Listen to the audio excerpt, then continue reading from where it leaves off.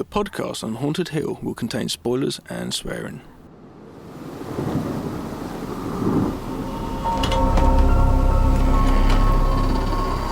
I am the devil, and I am here to do the devil's work. Please help us, Michael.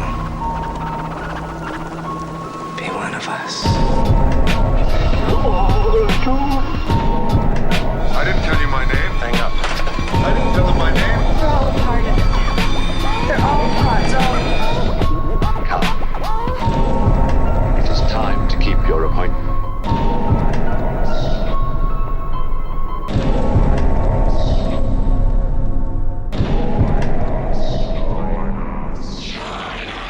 Hello and welcome to the podcast on Haunted Hill, episode 171. Dan put a one finger up in front of my one head, but my two eyes, but my one brain, pushed it through my one mouth and out my two lungs. Breathe in the words to you guys.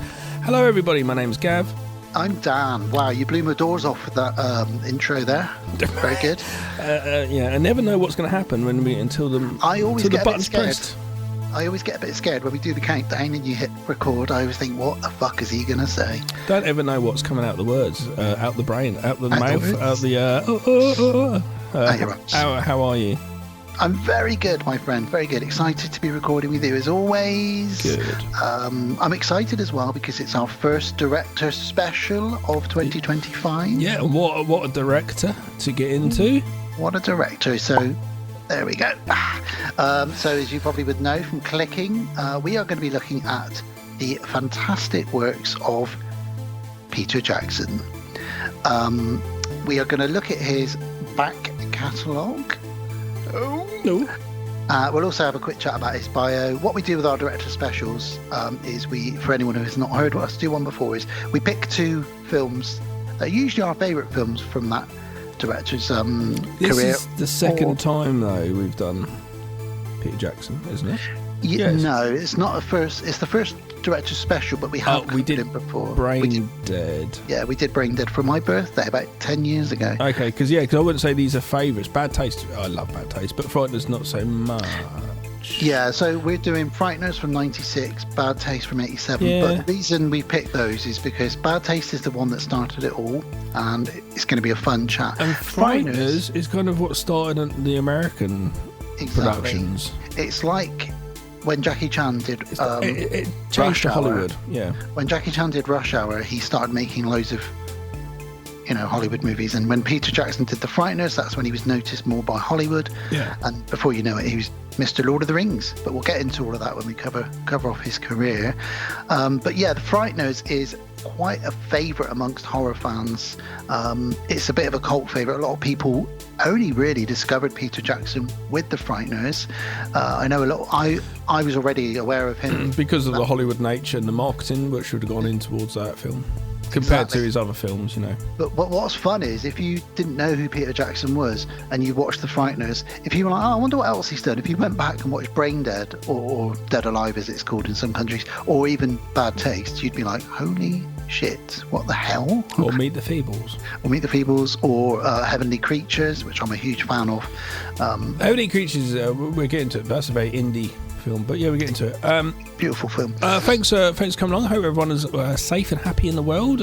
We didn't say it, Gav. If you're a returning listener, welcome back, and if it's your first time, welcome front.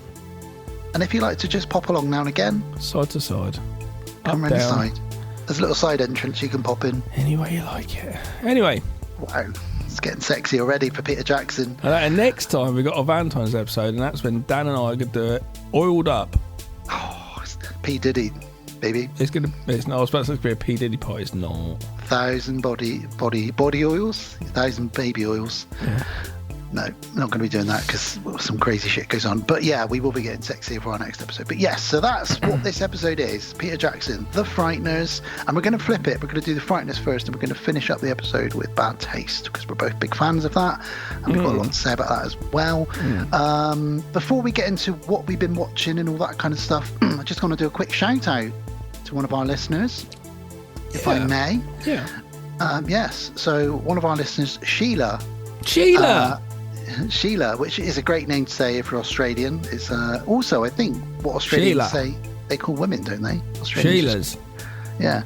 But Sheila is one of our listeners, and she reached out to us a couple of weeks back, obviously before we recorded, and sent us a really lovely message, and a message that was really thought-provoking. And that'd be incredible if you could have foresaw her message in the future, because you said obviously before we recorded, like if she'd sent a message in the future and you can read it out now.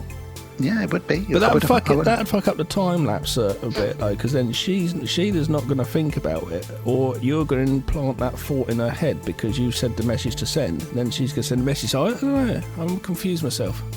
I was going to stay quiet. Okay.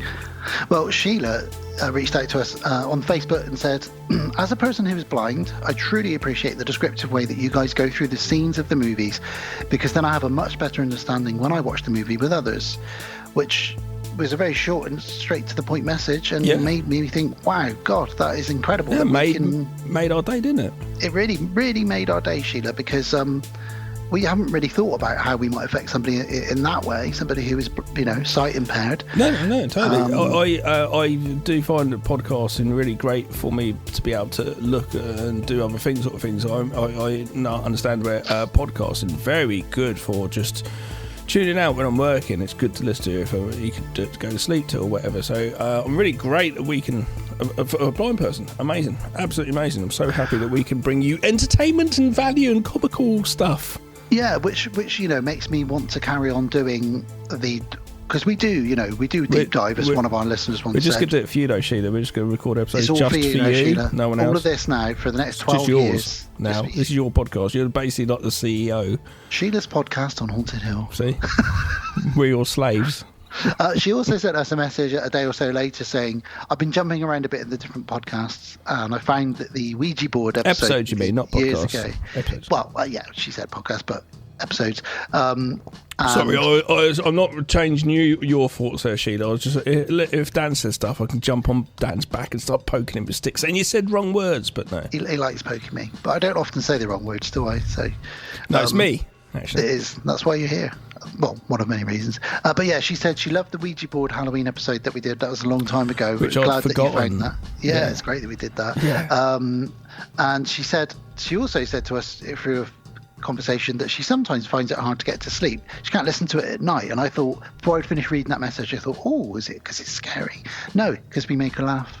And then she can't get off to sleep comfortably. So because they're laughing, which is all right. That's funny, isn't it?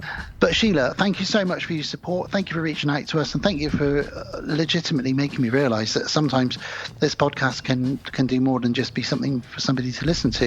In the past, people have reached out to us and said that it's been lovely to hear us talk about random stuff while they're dealing with terrible mental health or whatever it might be. So yeah, just another fantastic thumbs up. Help, if we can fucking talk shit and help someone with mental health, or just give entertainment to someone visually impaired, then fucking roll on. Yeah, so thank you so much, Sheila. I hope you continue to listen and support the show. Yeah, thanks so much, Sheila. And I'll tell you what, if you want, I was going to think you could give us like a film to check out, maybe. Yeah, or something that something like you may not have heard of it or description or no, but if maybe you've listened to a trailer or something, that'd be really good. We could describe a film for you. Yeah, or even give us your perspective on what's the best film for you as a visually person. We could maybe even do.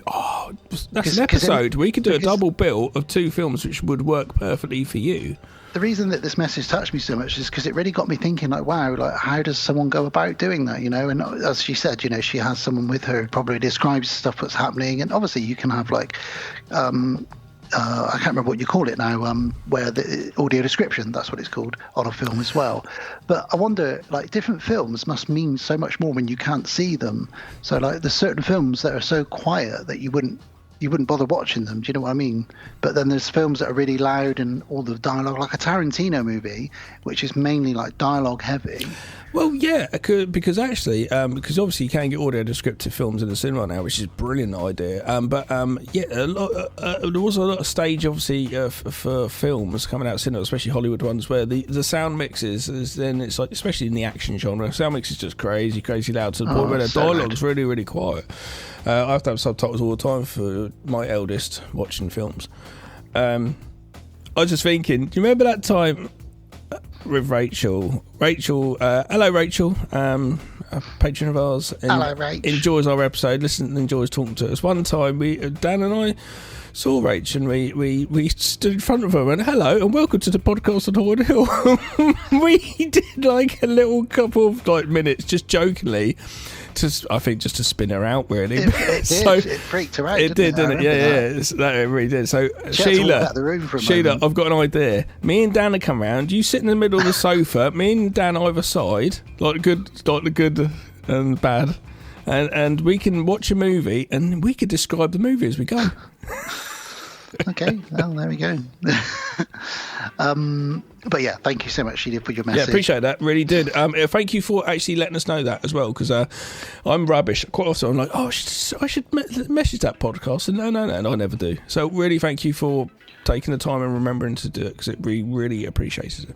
So talking of sound mix then, just as a tangent to go straight into my first film that I've watched. I went to the cinema. I won't talk about it too much because you're not a huge fan, but I watched the new Marvel film, Captain America: Brave New World. No, I don't. I'm not. I've not dissed. I've sort of just said negatively about them for it. It's because of just too many. Yeah, no, the first ones I like. Well, it's like westerns and cowboy films. There were way too many of them by the time we got to the 70s, which is why they stopped making them. I saw the first two Avengers in the cinema. I went out my way to see them. You know, I owned Avengers on Blu-ray. I liked all the first ones, but it's just where it got too many. But it's because of it's been like so many, and then you had recently Deadpool coming out with a very meta, and them knowing what's going on with Marvel and them sort of digging themselves into a shithole, basically. That sort of just re-sparked it, and I would be more inclined to watch this one now, because it's not me like, oh, which one do this one, I just probably go into that, and they're probably going to be doing it with Deadpool, with a knowledge of people who might not have seen them all, or might be able to help them out. Am I correct? As I always say, with comic book films, treat them like comic books, because as a kid there's no way I'd read every single comic book ever, because that's impossible. However, I picked up one, I enjoyed that one. Oh look, Spider-Man's popped up on page 7 and then helped out, and that's nice. Vanished. That's really nice, that kind of thing for the deep fans, absolutely. But like for like someone like myself who wants to be able to sit down and enjoy a superhero film, because I'm a movie lover and I like superheroes, do you know what I mean? It's nice for me. So the Deadpool one actually wasn't too bad, and there is a couple of the Marvel films which I can kind of just watch and go, yeah, I can just watch that and go, yeah, I'm quite happy with that, you know. Yeah. Well, I enjoyed it. It obviously has been trolled and before it even got released, because that is the nature of the internet these days. However, fuck you, trolls, because it's made money. My quick review of it before I talk about the sound, which is where I was going with this, is it's fun. It wasn't blowing your doors off, like it wasn't like Endgame or anything like that, but it was still a decent movie, lots of fun. If you want to see Harrison Ford having fun and turning into a Red Hulk and smashing up the White House and fighting everybody, that was actually Harrison Ford as Hulk. Yeah. He's Red Hulk, yeah. Yeah, I see, because I saw a picture and I was like, fuck it. I was scrolling through my phone, just saw that and thought, fucking, just really quickly went past him. And it was like, Harrison Ford, Hulk, what the fuck? I figured someone did it CGI or some shit. So he replaced William Hurt, because William Hurt has played that character for the last few decades. He died. He went weird. To Marvel. He went to Kevin Feige, the head of Marvel Studios, and said, I want to be in one of your Marvel films. Everybody I speak to tells me they have a lot of fun in them. And they were like, oh my God, William Hurt's just died. Yeah. Would you replace him as the president? It does mean you are going to get to Hulk out and be Red Hulk. And Harrison Ford was like, where do I sign? He was just like fully invested in it. So it's decent. It was fun. I had a lot of fun with it. But the sound mix was crazy. It was like the guy that did Top Gun Maverick did all the flights and dog fights in it. But sometimes they were talking to each other on the radio. It was like, this is Captain America, I'm flying through now, can you but you couldn't really hear it because it was just like boom, explosions, and I was just like in the cinema thinking, have they got the sound mix wrong in the cinema? Like it was just, I'm hoping they did, because I don't think they'd release a film that had bad especially a Marvel film that had like No, slightly because I skewed. was about to say to you, like, I wish I had the resources they had for when they mix down their films. I have what I have right here, and I can do what I can. So their sounds are so amazing. So I was expecting you to say how incredible it was. It might have been the cinema might have just been having an issue, maybe. Yeah, maybe. And some of the rear one, the speakers were just a bit louder, so it overpowered the dialogue at the front, maybe. Well, there we go. I've got a few films to rattle off, but I'll let you go next. Well, I was also going to say very quickly, I know you're very passionate. You're a very passionate person, Dan. In the bedroom. Oh, I don't know about that. In the bedroom. No, with filmmaking, films and stuff like that, as a film fan. The trolls have been here, they will always be here, and they will never go away. They will always tell you a movie shit before it's even come out. So I know. Don't worry. Just go, I know. whatever, and ignore it. You post it on Facebook. It really annoys you. The one that got me the most was when the Superman trailer released, which is coming out this summer. And I people thought, dissed that it, looks so and everyone was like, this looks terrible. Looks cheap. And I thought, it isn't cheap. Like, it's going to cost millions to make. Yeah. They wouldn't release a cheap film. But obviously, just go, just do what you're doing now, just laugh and go, whatever. There's no point. Well, my thing I always think in my head is, none of these guys are actually in the business, so they can all say, I could make a better film with my eyes closed. I wouldn't have cast that person. I would have used better effects, but they are sitting in their mum's basement. Yeah. So. I've watched a few things. I've watched a few things this weekend. I was with Sarah. Otherwise, I've been really busy. I did watch a fairly alright movie the other night that came on Amazon with Jude Law. It's not a horror, but I found it quite interesting. It was called The Order. About a Third Reich type. Yeah, I've seen that advertised. Far right activist type, neo-Nazi, your American History X type job. That wasn't bad. At the weekend, though, getting onto the horror tip, Saturday, I said to Sarah, I was like, fucking hell, it's raining, and we cuddled up and we watched a movie, and it was very nice. Watched a horror movie, but it was really funny. I just said, I saw this movie, I won't say the title just yet, and she said, oh, I saw the second one, but I don't think I've seen the first. I said, oh, I high-fived her. I said, that's exactly the same as me as a kid. It's like we should have been the same person as a kid almost. Maybe we were split into two, I don't know.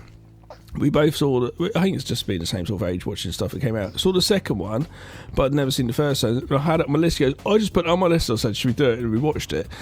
Food of the Gods from 1976, I think. Yeah, I've seen that a long time ago.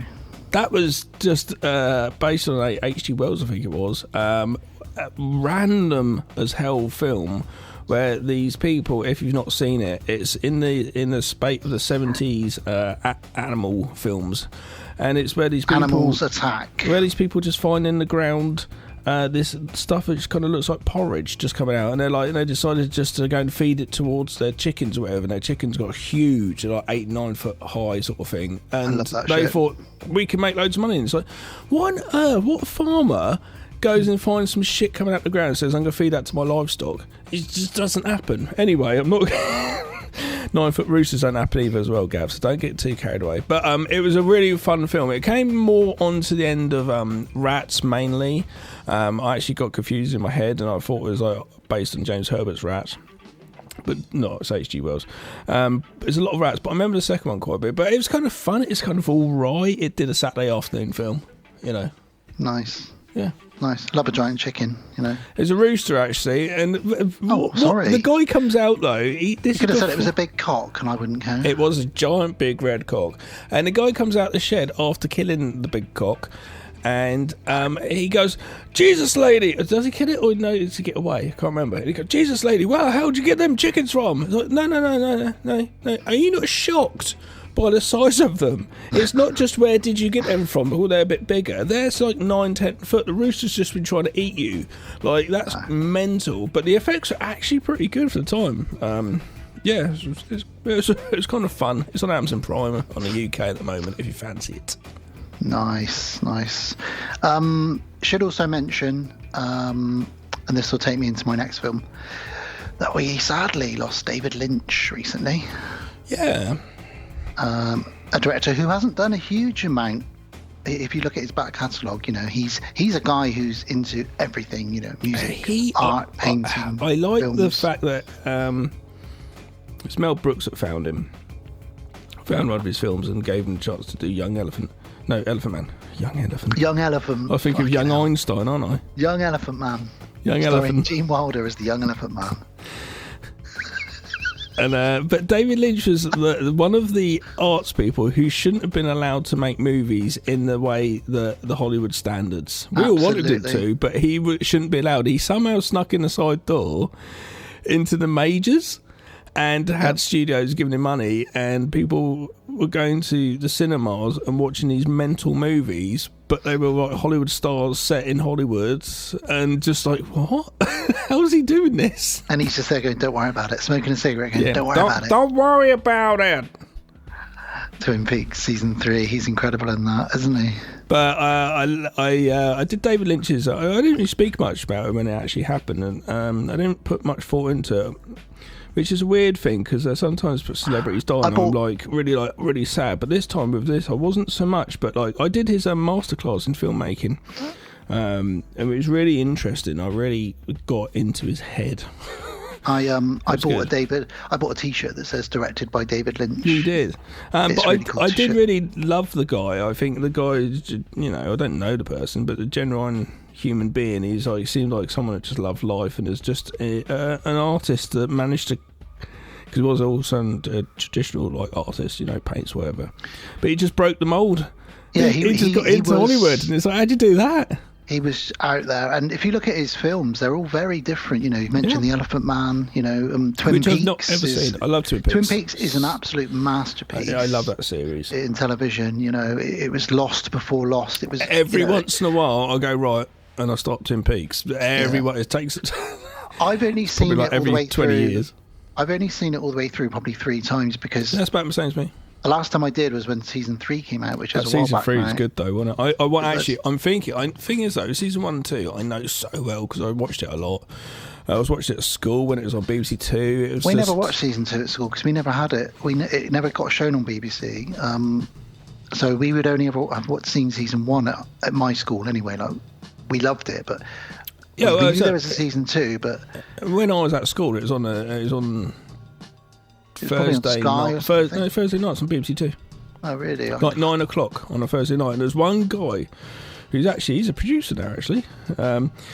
He and me and him were the only people who knew it. And it was weird because I liked horror as a kid, and it wasn't right. There was something wrong with it, and that's what attracted me to it. And that's like David Lynch. He's not just right. He's not right, but something about him attracts me to him. He's completely off his head, isn't he? Yeah, but what a lovely person. Well, the reason I brought him up, obviously, firstly, we should mention him because he's incredible. So I rest watched in the peace. film. Yes, rest in peace. And I watched a perfect film, a 10 out of 10 film that he cameos in, David Lynch cameos in, and that is Steven Spielberg's new film. I say new, It's not new now. The Fabelmans. I've only just got around to watching it. Spielberg's my favourite director. And this is basically the story of his life, him discovering, film at a young age and the wonder and magic of it. And he's directed it.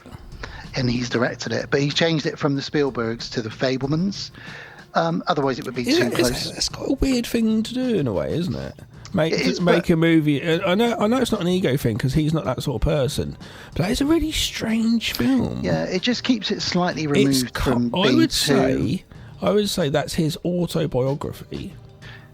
It is his biography. It's biographical. But he's done it the way he does it, which is film rather than book. And the story is incredible because he's kept it hidden. His whole story about his parents breaking up and all the stuff that went on with that.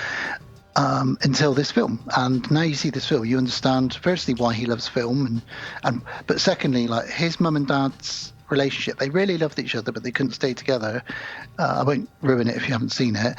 I mean, it's true. You can Google what you want about Spielberg, and you'll read about it anyway. But the reason that all of his films, especially his films in the 80s, are about family, friendship, love, and that kind of simple magic is because that's all he really wanted as a kid.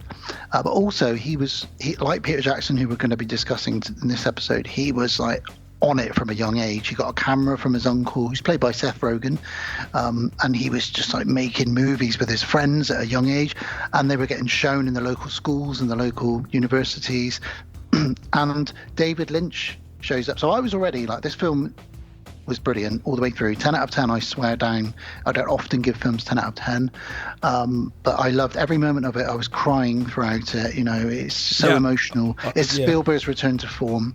But at the very end, because the kid that plays him looks like a young Spielberg as well, it's so uncanny. He walks into John Ford's office. As we know, John Ford is the guy that gave him a piece of advice, which was, the best piece of advice I can give you, kid, is don't put the horizon in the middle. Put it at the top of the screen or put it at the bottom of the screen. And that, if you think about horizons in Spielberg films, they're never in the middle because the middle's boring. And John Ford is played by David Lynch. And that just took me to a different level of crying then, because I was like, oh, David Lynch, because it was like 3 days after he died. I was like, oh my God. Yeah, I'm going to watch the film. Gav, I bought it. You know, it was. I knew I would like it because I'm a big Spielberg fan. But I think as a filmmaker yourself, you'll get such a kick out of it. But please, when you watch it, you need to dedicate the time to just fall into the film. Yeah, okay. You know, it's about 2 hours, maybe just over 2 hours long, but it's so worth it, especially because you know everything in it is pretty much what happened. Great cast as well, really great cast, and just fun stuff. So yeah, Fabelmans, David Lynch, that's where I was going with that.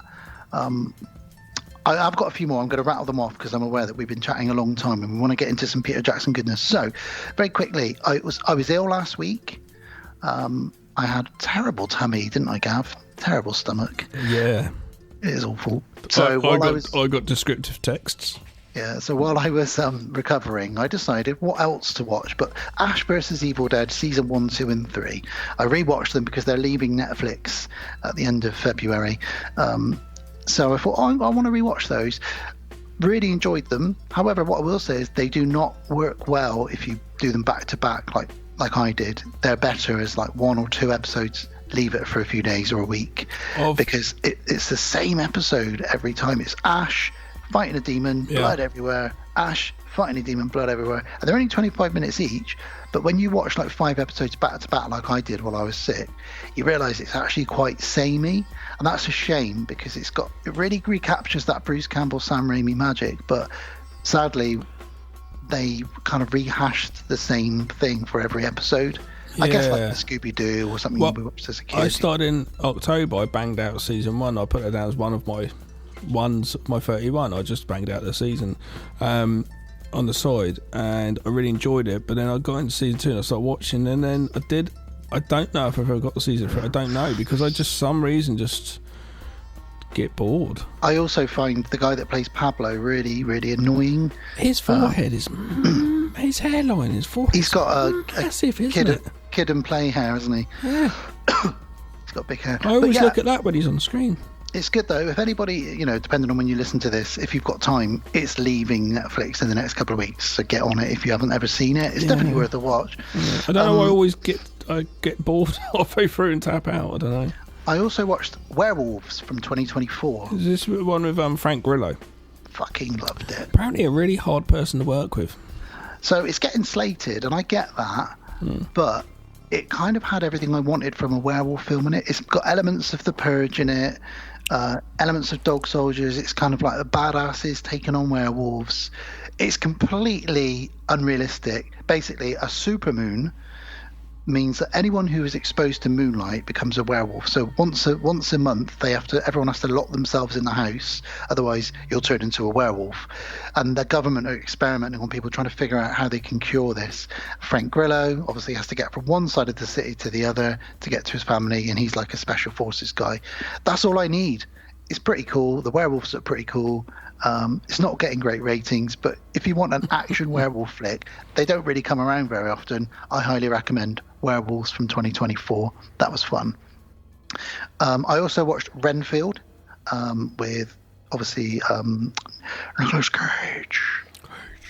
And I know you said you're not really that interested in it. It was really good fun because Cage bases his Dracula on Christopher Lee, and Christopher Lee is the reason that Nicolas Cage is making horror films now. When he first started making horror films, it was all because when he was a kid, he was shown Nosferatu at the age of like 5 by Francis Ford Coppola. He was like, "Hey Nicholas, watch this movie." His uncle, and just showed him Nosferatu, the original, obviously. And yeah, so the Nicolas Cage's Dracula is very much half Bela Lugosi, half Christopher Lee, and there's loads of references to Hammer, which you don't see these days, and Universal horror films in it. It's got some kung fu and stuff going on in it, but actually it was a fun vampire flick. I really enjoyed it, more than I thought I would, to be honest with you.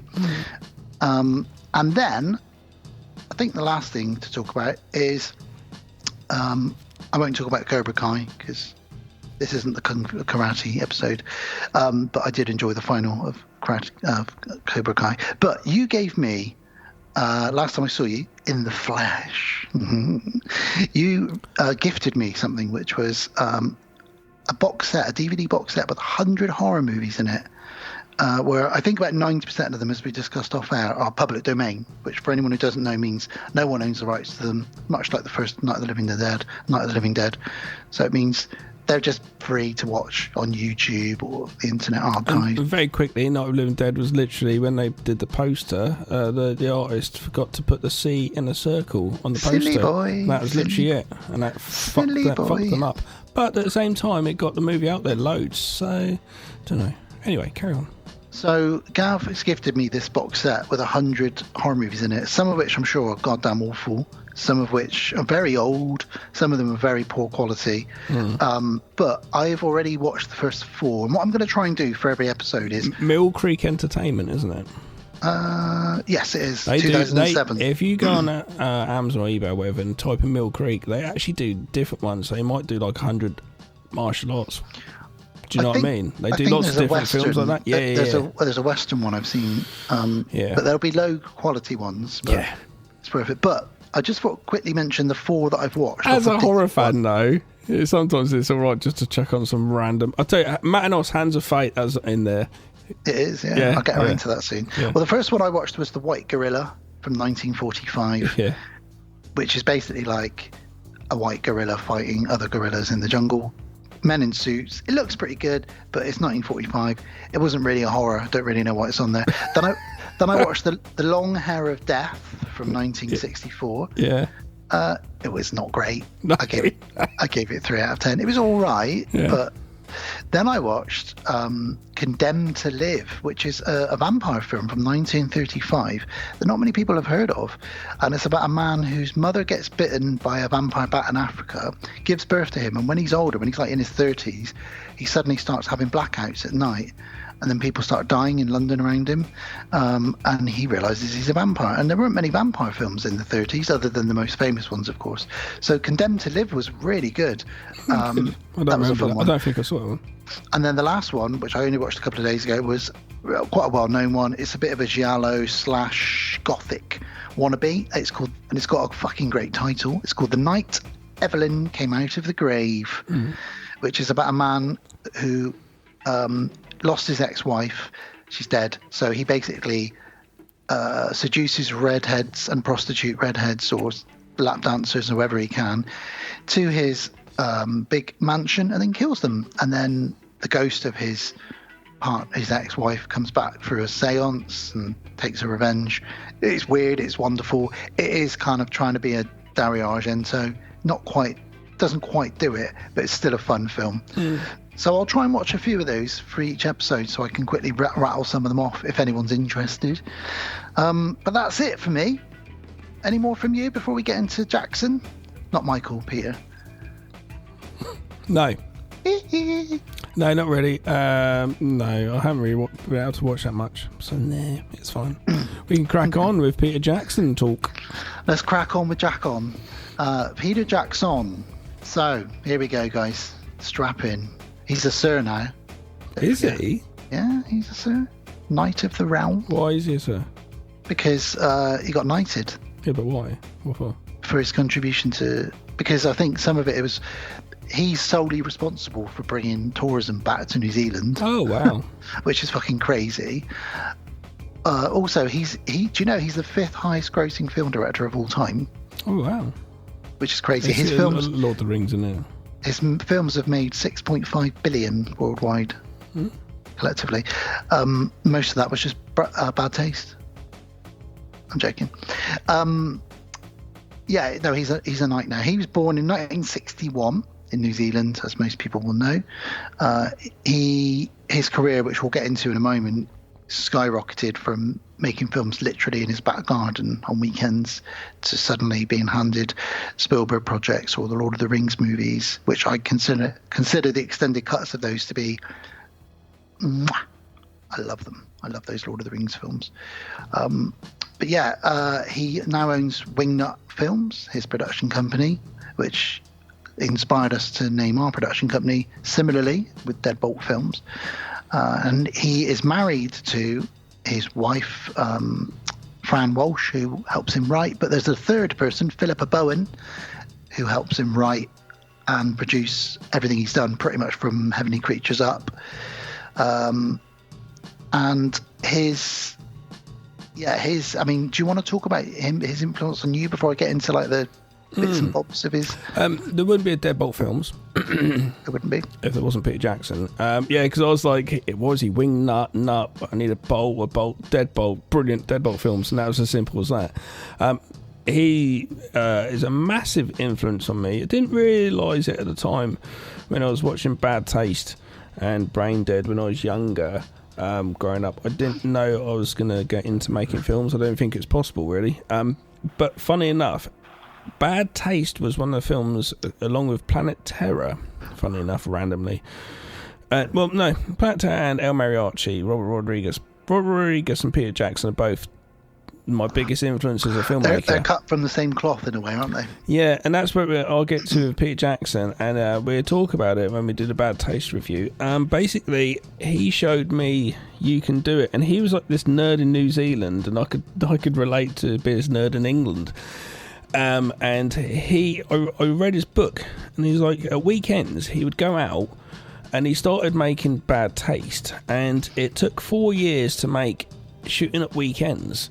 And it was a point where his mum would give him a lift out to wherever it was one weekend or a couple of weekends, and then he'd have to ring her back up and say, can you come back and get me? No one's coming out here today. And like, no one would turn up to film because they're like, can't be bothered, and he'd just go back. But he had that drive to keep going, and me being a little fucking nerd as I am, exactly the same, cut from the same cloth, so to speak. That's exactly how I am. And so I did the Shadow of Death, filming it a lot quicker, but over weekends. When we first did it, I first started filming Shadow of Death before I actually shot it. I did a test shoot. Do you remember that scene on the rocks? Yeah. And I used a camcorder, and I've made my own sort of tripod because I saw Peter Jackson for Bad Taste would make his own crane.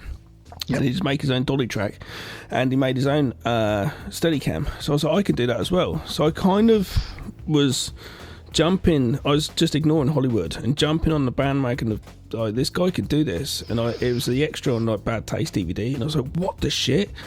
And then reading the book, and he's just a huge influence on me as a filmmaker.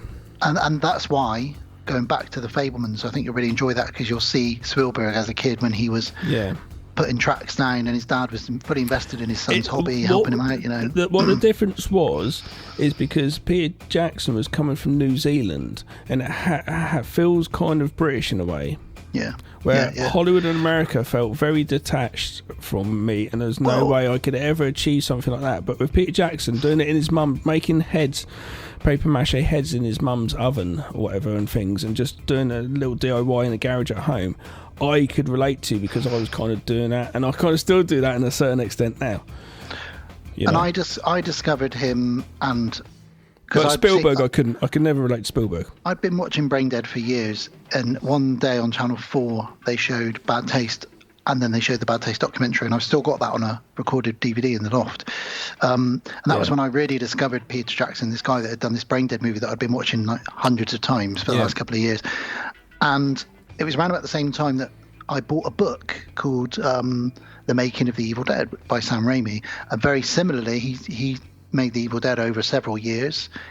Basically barely paid anybody. They used loads of credit cards, and some of their parents' dentist friends lent them money. So again, Sam Raimi is similarly. He started out in a similar way.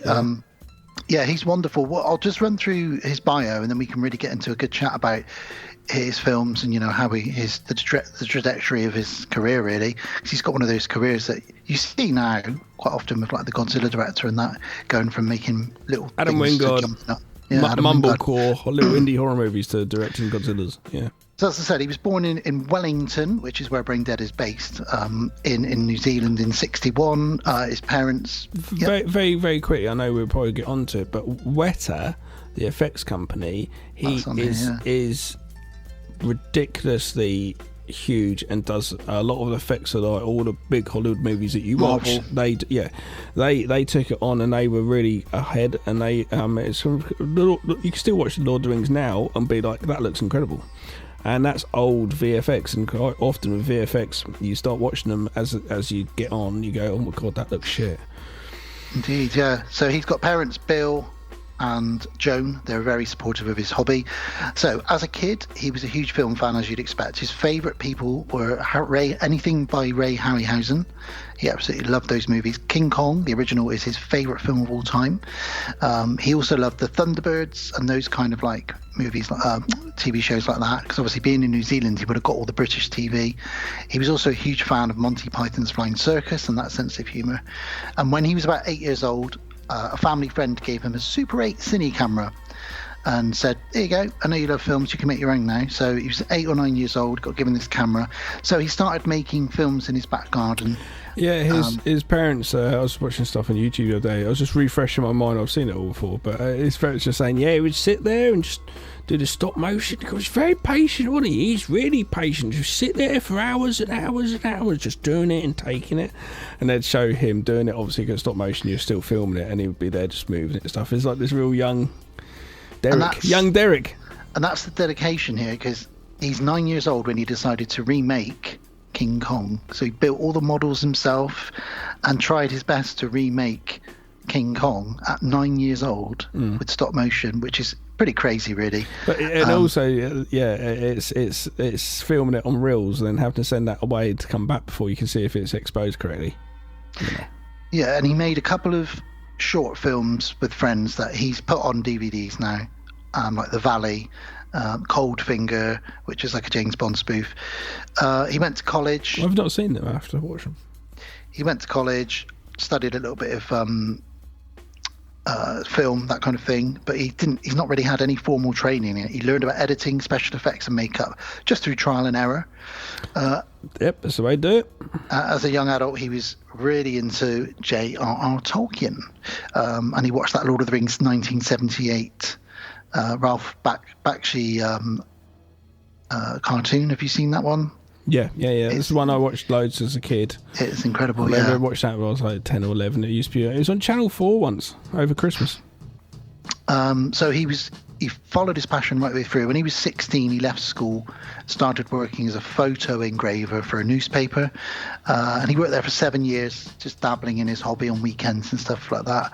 And then when he got enough money together, he bought a 16mm camera, and that's when he got his friends together and said, let's make something called Bad Taste, which, as you said, took him about 4 years over to make. weekends. And one of the guys got married in the middle of it, so they wrote his character out thinking he wasn't going to be able to be in it, and then after a year he came back. He got divorced, so he came out and said, actually, I want my role back. So they put him out, and that's the guy in the soup. It's so funny. With Bad Taste, what happened was he made a massive chunk of it, and then there's a couple of bits he just needed help with, which is kind of the ending bits, which is like the ending. And he went and showed it to like the New Zealand Film Commission, and they actually looked at him and went, oh.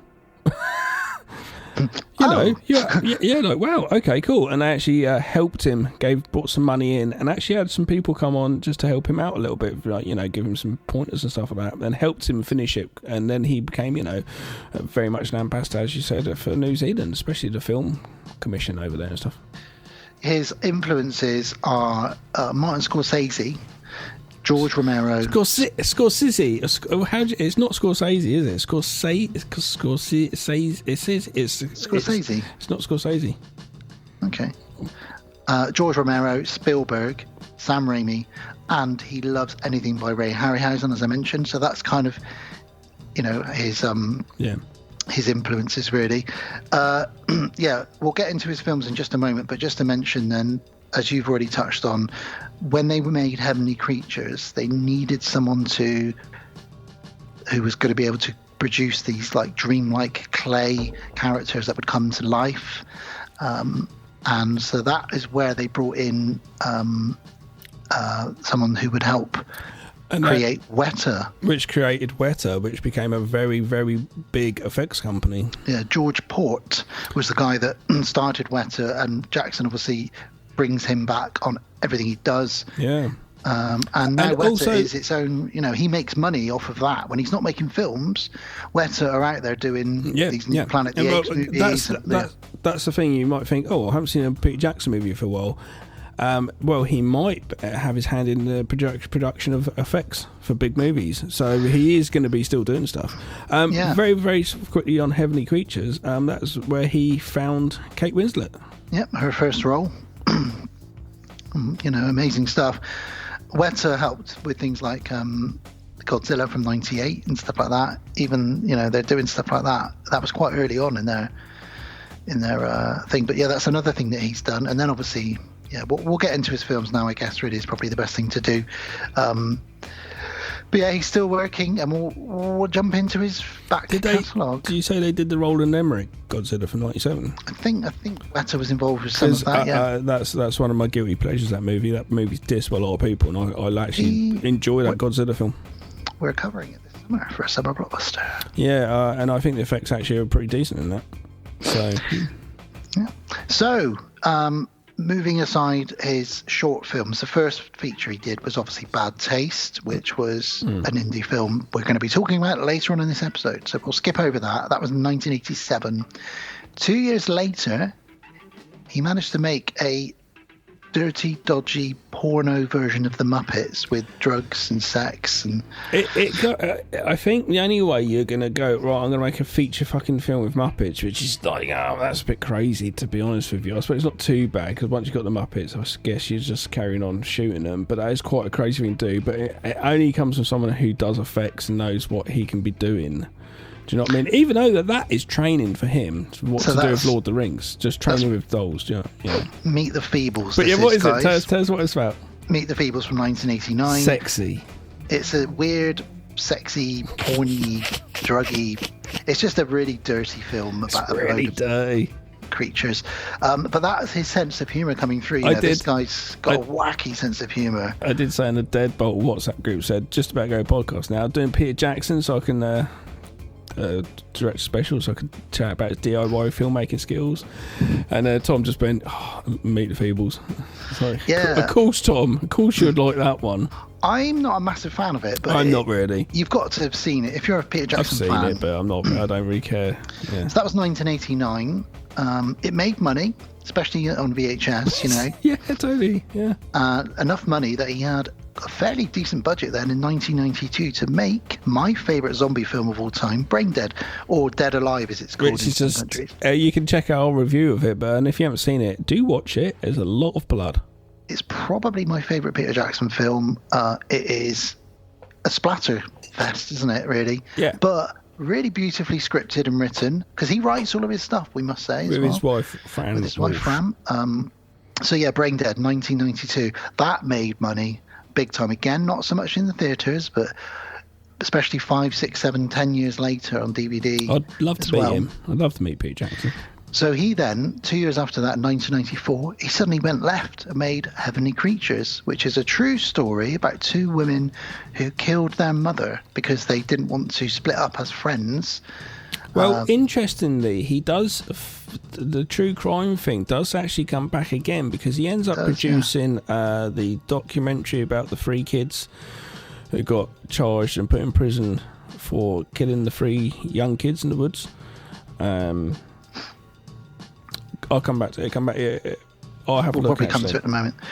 So Heavenly Creatures, Kate Winslet's feature. Yeah, look, keep an eye out. Sorry, it'd be him producing. Well, he might have directed. I'm not sure.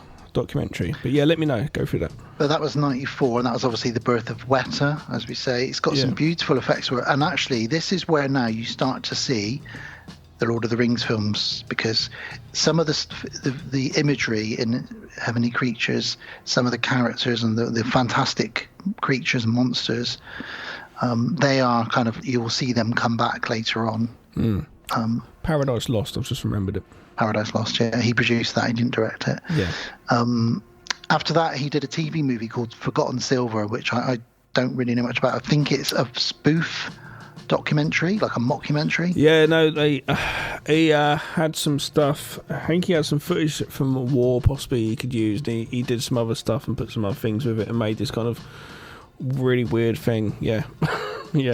So every 2 years he's banging something out, because then in 96 he made The Frighteners. He brought Michael J. Fox back, and they filmed Back to the Future. Okay, not that he'd worked with him before. No, as in he was kind of his Parkinson's was kicking in, and he wasn't really interested in making feature films, and actually he quit making films after this because he'd been away from his home too long. Was this his last film? Last feature film Michael J. Fox did. After this, he did TV, like Spin City and stuff. Yeah, so it's his last starring feature film. I didn't realise that. Yeah, he was too homesick making it, and it was privately, his Parkinson's was becoming a problem, and you can see his characters are always very fidgety. But that's because even in the first Back to the Future movie, you see some of the fidgeting he's got. And it was, in his biography, which I've read, he's got 3 biographies. I've read them all weirdly. Michael J. Fox said, even as a kid, I could tell something wasn't quite right. One of my hands would be trembling, and I was always a bit fidgety and a bit shaky, and that's just, he made that part of all of his characters. Yeah. But yeah, so he did The Frighteners, and again, Weta went all night with the effects, and we'll come to that when we cover it in a moment. And again, you can see the beginning of Lord of the Rings, because the creature, the soul sucker that they're chasing all the way through, is very similar to the ring wraiths who ride the horses in Lord of the Rings. So he's got all these little things in his mind. You can see the evolution of his work. Well, that was 96. He then began work with New Line Cinema on the Lord of the Rings trilogy. And it's funny that New Line Cinema would be the ones to pick up the tab, because and he shopped it around and no one would pick it up. And it's so funny because obviously we know New Line is the house that Freddy Krueger built, because that's Freddy movies made that company enough money to be able to start making and distributing films, putting films out there, not really distributing. And it's funny that New Line would be the ones to pick them up, because it was such a grand, epic idea, which is going to cost a shitload of money, and no one really, I don't know, the studios were like not believing in him. I don't know, I just didn't. But like, you can go watch Lord of the Rings now, like I said earlier, and it just looks incredible. It's such an incredible film. Well, I mean, for a studio to say to him, okay, just go for it. We'll just chuck all the money at you can, because he can use that money. Yeah, they did go. But he's clever with the money, isn't he? They did go over budget and stuff. Yeah, totally. But that's the thing, because it needed it. Because he started making films at weekends with this passion. He actually knew what he was able to achieve. So do you know what I mean? Something with Lord of the Rings, you must be able to read that and go, you know what? And by all accounts, I could probably make this into a movie, but you've got to know what you can achieve. But yes, luckily, Weta, being as advanced they were, all the stuff looks really good in that still. And by all accounts, this is probably a good point to mention that he is an absolute sweetheart, a really lovely guy, kind, generous, and really good to work with. And the reason I'm saying that is because these Lord of the Rings movies now, that would take up about 7 years of his life. And he's working with the same crew, cast for a lot of this, because the first one came out in 2001, then it was 2002, then 2003. But as soon as he's finished making it, when he takes a break, at the end of the night, he's working on the extended scenes, because he finished everything he did, because he knew that DVD would allow him to release his full vision. Yeah, no, I remember. So he was never stopping working No, because he wrapped for the day. But then he's like, well, even though that scene's probably not going to get put into the theatrical cut, I still want to finish the effects on that and do this and do that. What was incredible with Peter Jackson was when he started doing, I don't know if it was the first one or the second Lord of the Rings, Two Towers, he was doing a live video a day, filming on the sets. Yes, he did a video blog, didn't he? Yeah, every day, just to be filming a little bit. I'm just here to say, and then it's like, whoa, man, that's fucking cool. But apparently, Peter Jackson, I've read in his book where someone said that how good, I don't know if it's in his book actually, someone said how good he was. He took a phone call in amongst a scene of Lord of the Rings, which was a really technical thing, and he actually took a phone call, and it was a completely different movie and a very technical thing, and he actually went into that, flipped that, did that, then came back straight into this one, and they were like, fucking hell, really like on it, on the ball mentally. Yeah. Well, he wrapped up Return of the King in 2003, but 2004 he was still working on the extended version of that, and that dropped at the end of 2004. I will only ever watch the extended versions of it. I think they're wonderful. I know they're very long, but they're wonderful. I went to the cinema to watch the first Lord of the Rings. Didn't really know. This is like kind of a little bit pre-internet, where you definitely had a smartphone in your pocket. Do you know what I mean? It was like it was kind of still word of mouth, word on the streets. And some friends were like, could go watch the Lord of the Rings movie, and I was like, Lord of the Rings, yeah, I don't really know too much, but I kind of did know the length of it, and I was like, fuck, that's a bit long, okay, cool, we'll do that. And then I had a friend, is most of our band, and the lead singer of the band tagged along with his girlfriend. I'll come in the movie, just literally last second saw us as we walk in the cinema, and goes, I'll come in the movie, watch the movie. We're about 2.5 hours through the movie, just looks and goes, how fucking long is this movie? And he had no idea. And it was just like, oh man, that's a long one to just watch the movie. I remember knowing it was a trilogy. I already knew that. And when it ends with Sam and Frodo, and they're like, and it just says to be continued. Loads of people in the cinema are like, what? And I thought, come on, it's a fucking piece of literature, like. Yeah. But. Whatever. I'm glad it came out when it did come out. Like, I don't know if it'd be so good now. Do you know what I mean? It was then at a time when it's just like, it's like a big event sort of thing. It was a really great. Everyone was talking about it. Well, you had stickers. You had stickers in offices which said "Board of the Rings" because people talked about so much. It was that time as well where the Harry Potter movies were coming out. So every year you'd get a Harry Potter movie and you'd get a Lord of the Rings movie, and they were the two big fantasy things that people were like, oh, Harry Potter's better. In a lot of the offices that I worked in at the time, it was like that, stickers with like Board of the Rings and loads of pictures of like the main hunky Lord of the Rings guys. Yeah. And loads of women's on there, loads of pictures on women's desks of that. Then I remember when Bond Casino Royale came out, and there's just loads of pictures of Daniel Craig in his trunks on people's desks. I saw it everywhere, all over the country.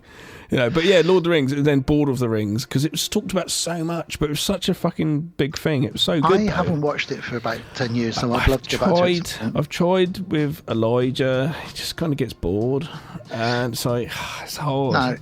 Now after this, he made what I would consider my least favourite film, maybe because he rushed straight into it.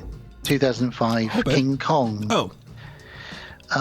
Which I was really underwhelmed by. It's weird because after Lord of the Rings, you kind of did think it was going to be next? Like, well, him doing King Kong, that's going to be amazing. And it was kind of just dragged, and it's kind of a bit like, hang on, you've taken your free movie thing with Lord of the Rings and kind of done, was it a 2-part King Kong? Or was it just it's only just one. Oh, maybe it's just really long. But yeah, I don't know, it wasn't, really long. It's kind of really forgetful. I can't tell you anything that happens in that movie. Shot. Good cast, but that doesn't matter. It doesn't mean anything. It honestly doesn't mean anything. For it to tap into your brain to fucking remember a movie, it comes down to a fucking good story. He actually took then quite a big break for 4 years, which I think was needed, and then that's when he lost loads of weight as well, because he was quite a rotund gentleman for a while, and he realised his health was. Well, you can't stay on film sets working your arse off for hours and hours. I imagine it would be quite hard if you're.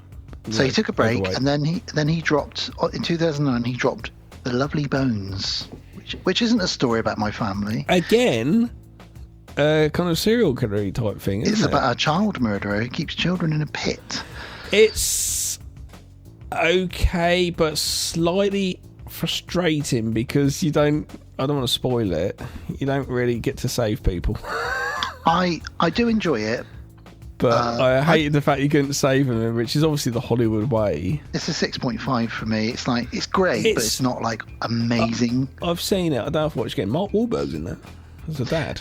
Then he decided to come back to the Lord of the Rings world. Yeah, he all of a sudden said he's going to do The Hobbit, and loads of people got pissed because Hobbit's a shorter book and he's going to put it out for 3 movies. Again, I don't know if he needed to. I reckon 2 movies would have been fine. Now, I've never seen the extended versions, but he did turn it into... I haven't either. He did turn it into 3 films. I saw all of them at the cinema. Yeah. They were fun, but they felt like they were being stretched out. Yeah. It was a studio, in my opinion, telling him, no. You did it before, Lord of the Rings. You've got to do it like you did, and it's all right. The movie's okay.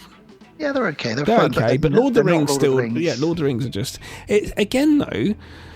A Hobbit, obviously, there's a slight story there, but Lord of the Rings, it's such a simple thing. It's a quest of these different type of people who've got different special powers, and the quest is just to put these rings in a fire. That's it. So it's so great just to go along with that as an adventure story, you know. Yeah. We should also mention that they're probably his best films, aren't they? Obviously, I'm a massive horror fan. I love Bad Taste, Brain Dead, and all that jazz. But like when you look at it, they're his best films.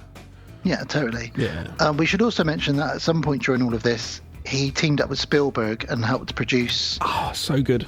Tintin. Which, currently, he is prepping to direct with Spielberg producing the new Tintin right now. Yeah. So, Spielberg directed it. I really like that Tintin film. Apparently, Peter directed some of the scenes. It's an animated film, if anyone hasn't seen it. But he produced it. And you can really feel his influence in some of it. It's got Simon Pegg and Nick Frost as the Thompson twins. Yeah, brilliant stuff. But when he'd finished, the next official film he directed was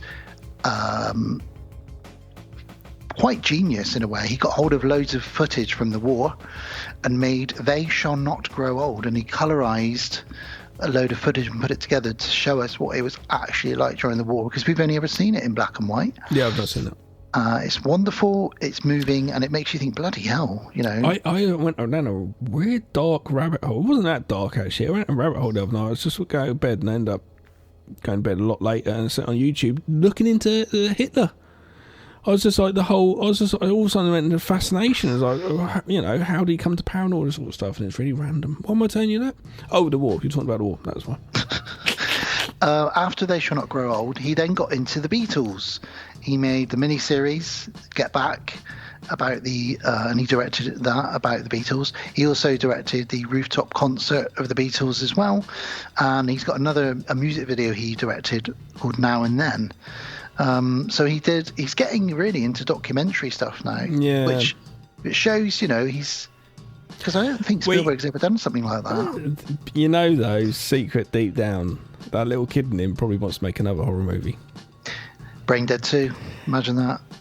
I feel like, because Sam Raimi's just done a new horror movie, I feel like Peter Jackson... Yeah. I feel like Peter Jackson should do a horror movie. Just one standalone horror movie. Just come on, just do a horror movie. Just for a laugh. Yeah, so his next film, as you mentioned, is Untitled Adventures of Tintin sequel. Spielberg... he's actually directing it this time, so they're switching. He's directing and Spielberg's producing. Yeah. And will have heavy input. They always said they could do that. Simon Pegg, I remember him saying like how crazy it was his career. It got to the point that he was on set with Peter Jackson, who he's admired from Bad Taste because he's a nerd like us, Simon Pegg. But he also had Spielberg ringing him up going, "Hey Simon, for this next scene," and he's like, "What's going on? I've got Spielberg and Peter Jackson is on my phone, saved in my phone. This is crazy." So that's his back catalogue. Don't forget, he wrote an absolute ton of stuff. You know, there's stuff like the Mortal Engines, some of the other bits and bobs that he's done as well, and he produces everything himself as well. But though that is everything he's directed, what a career from a 4-year-long backyard splatter movie about aliens invading. It gives me hope. Just jumping straight up to Lord of the Rings. I tell you next what, thing you know, King Kong, and then he's buddies with Spielberg. Yeah, I tell you what, crazy. I'm quite a chilled out person. That doesn't like much stress. I don't think I could do Lord of the Rings. He's also really good buddies with Guillermo del Toro as well, which is another director that we have covered and they're quite similar in a way, you know, horror and Beardy. So, yeah, beardy, slightly rotund. In fact, has anyone ever seen Peter Jackson and Guillermo del Toro in the same room? I don't know. Maybe it's the same person. Maybe it is. But yeah, that's Peter Jackson in a wing nutshell. See what I did there? Very good. But he's wonderful. We love him. He's guerrilla filmmaking. He's an inspiration on me as a filmmaker. Yeah. And we are going to be covering his mid-90s movie next, The Frighteners from 1996, which has got a cult following. It's a big one. Should we have a trailer? Let's have a trailer for it. Let's Michael do it. J. Fox. Let's do this. There has been a destructive force unleashed on this town such as I have never seen. Oh my God, I don't believe this. It's not happening! We have got a poltergeist! Okay, well, folks, I can do a clearance, but it's not going to be cheap. Although I do offer a 6-month guarantee. That fellow takes us totally for granted. Hey, Stuart, in or out, huh? Frank Bannister had a remarkable ability Psychic investigator? to communicate with the dead. You can see spirits? Emanations are normally confined to the cemetery, You cannot push spirits around! although they do escape. And an uncanny knack We're gonna scare the living daylights out of your parents. for making a profit off the living. We're supposed to be his business partners. Everyone says that you're a fraud, but I've seen what you can do. Give it up, Frank. Death ain't no way to make a living. But now, some things put the fear of death in the living What is happening to me? and sent the dead running for their lives. I've seen a figure in a cape. That was the soul collector. When your number's up, that's it. Frank, we got problems. All these murders that have been going on in Fairwater, they're gonna pin them on you.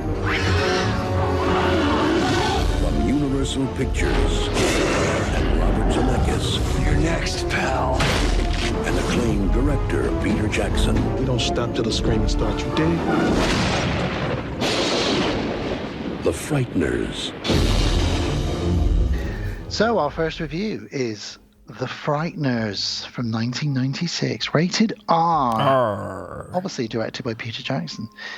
After a tragic car accident that kills his wife, a man, Michael J. Fox, discovers that he can communicate with the dead, and he uses that gift to con people. However, when a demonic spirit appears, he may be the only one who can stop it from killing the living and the dead. Mm-hmm. So I saw this in the cinema. At this point, I was buying Empire magazine, and I was very aware of Peter Jackson. You know, as mentioned, we'd seen Bad Taste at this point. So I was excited to go and check this out, and I really loved it. Over the years, I've become a little bored with it. However, rewatching it this time around, I was like, oh yeah, there is a really good film in here. There's a few bits maybe we'll talk about where he's still finding his way. The draw for me, though, was obviously bringing Michael J. Fox back, you know, for a horror film, no less. It's got a very good cast. It's got that crazy motherfucker Gary Busey's son in this, who's also a crazy motherfucker, Jake Busey. He's the chip off the old block. And chip off the old Busey. And horror legend, the reanimator himself, Jeffrey Combs. Oh man, this is. I love Dr. West, but this is my favourite character that he plays in anything. We also get the original Gomez Adams, John Astin, in this as the judge, who's a dead cowboy. Makeup on him was by Rick Baker, who humps a mummy at one point. So we'll get into that. And we've also got Dee Wallace, the mum, everyone's 80s mum, Dee Wallace. Oh, of course. It's Dee Wallace, isn't it? As Patricia. Yeah, of course. Yeah. So, even Dee Wallace is a really good actor.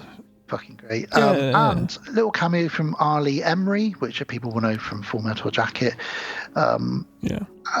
Decent cast. It's a very HD movie, this, all over the place. On a fact on him, very quickly, he did a tour of Vietnam. He then chose to go out for 2 more tours.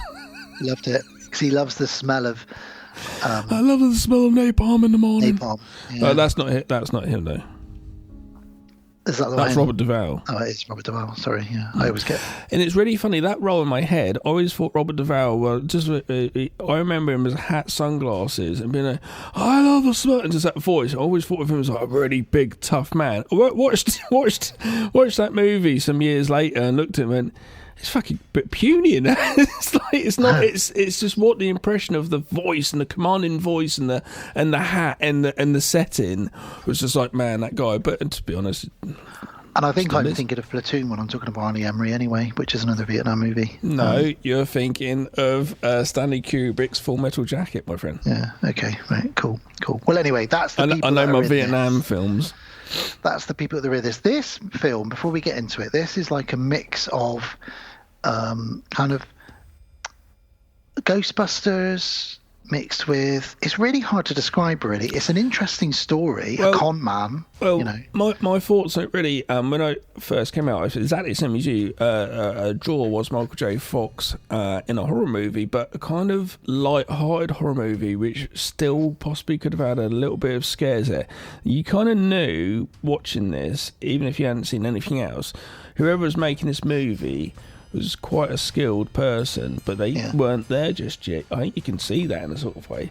But there was some definite stuff there. There's definite tensions, definite camera angles and things, which are like real close-ups and faces and stuff like that, which is still very indie cinema, but it still gets across the point of what you're trying to make. But sorry, I'll just carry on very quickly what my thoughts were. But when it first came out, me and my buddies watched it quite a lot because it was a real fun and accessible, easy movie. Let's just chill out, movie and drink some beers. It was fine. It worked like that. But yeah, the last time I watched this before the review film, I watched this, I was a bit like, yeah, and did exactly what you were at. Now, talking of, you know. You can see a good craftsman behind the camera here, director. And I wonder if he did this on purpose or not, or if he was just doing what he thought was the best, or if this was even a studio's intervention. This film really feels like he's also trying to copy Tim Burton and Sam Raimi. Because a lot of the camera angles are very Sam Raimi-esque. I don't think he's trying to copy. And the fact that you've got,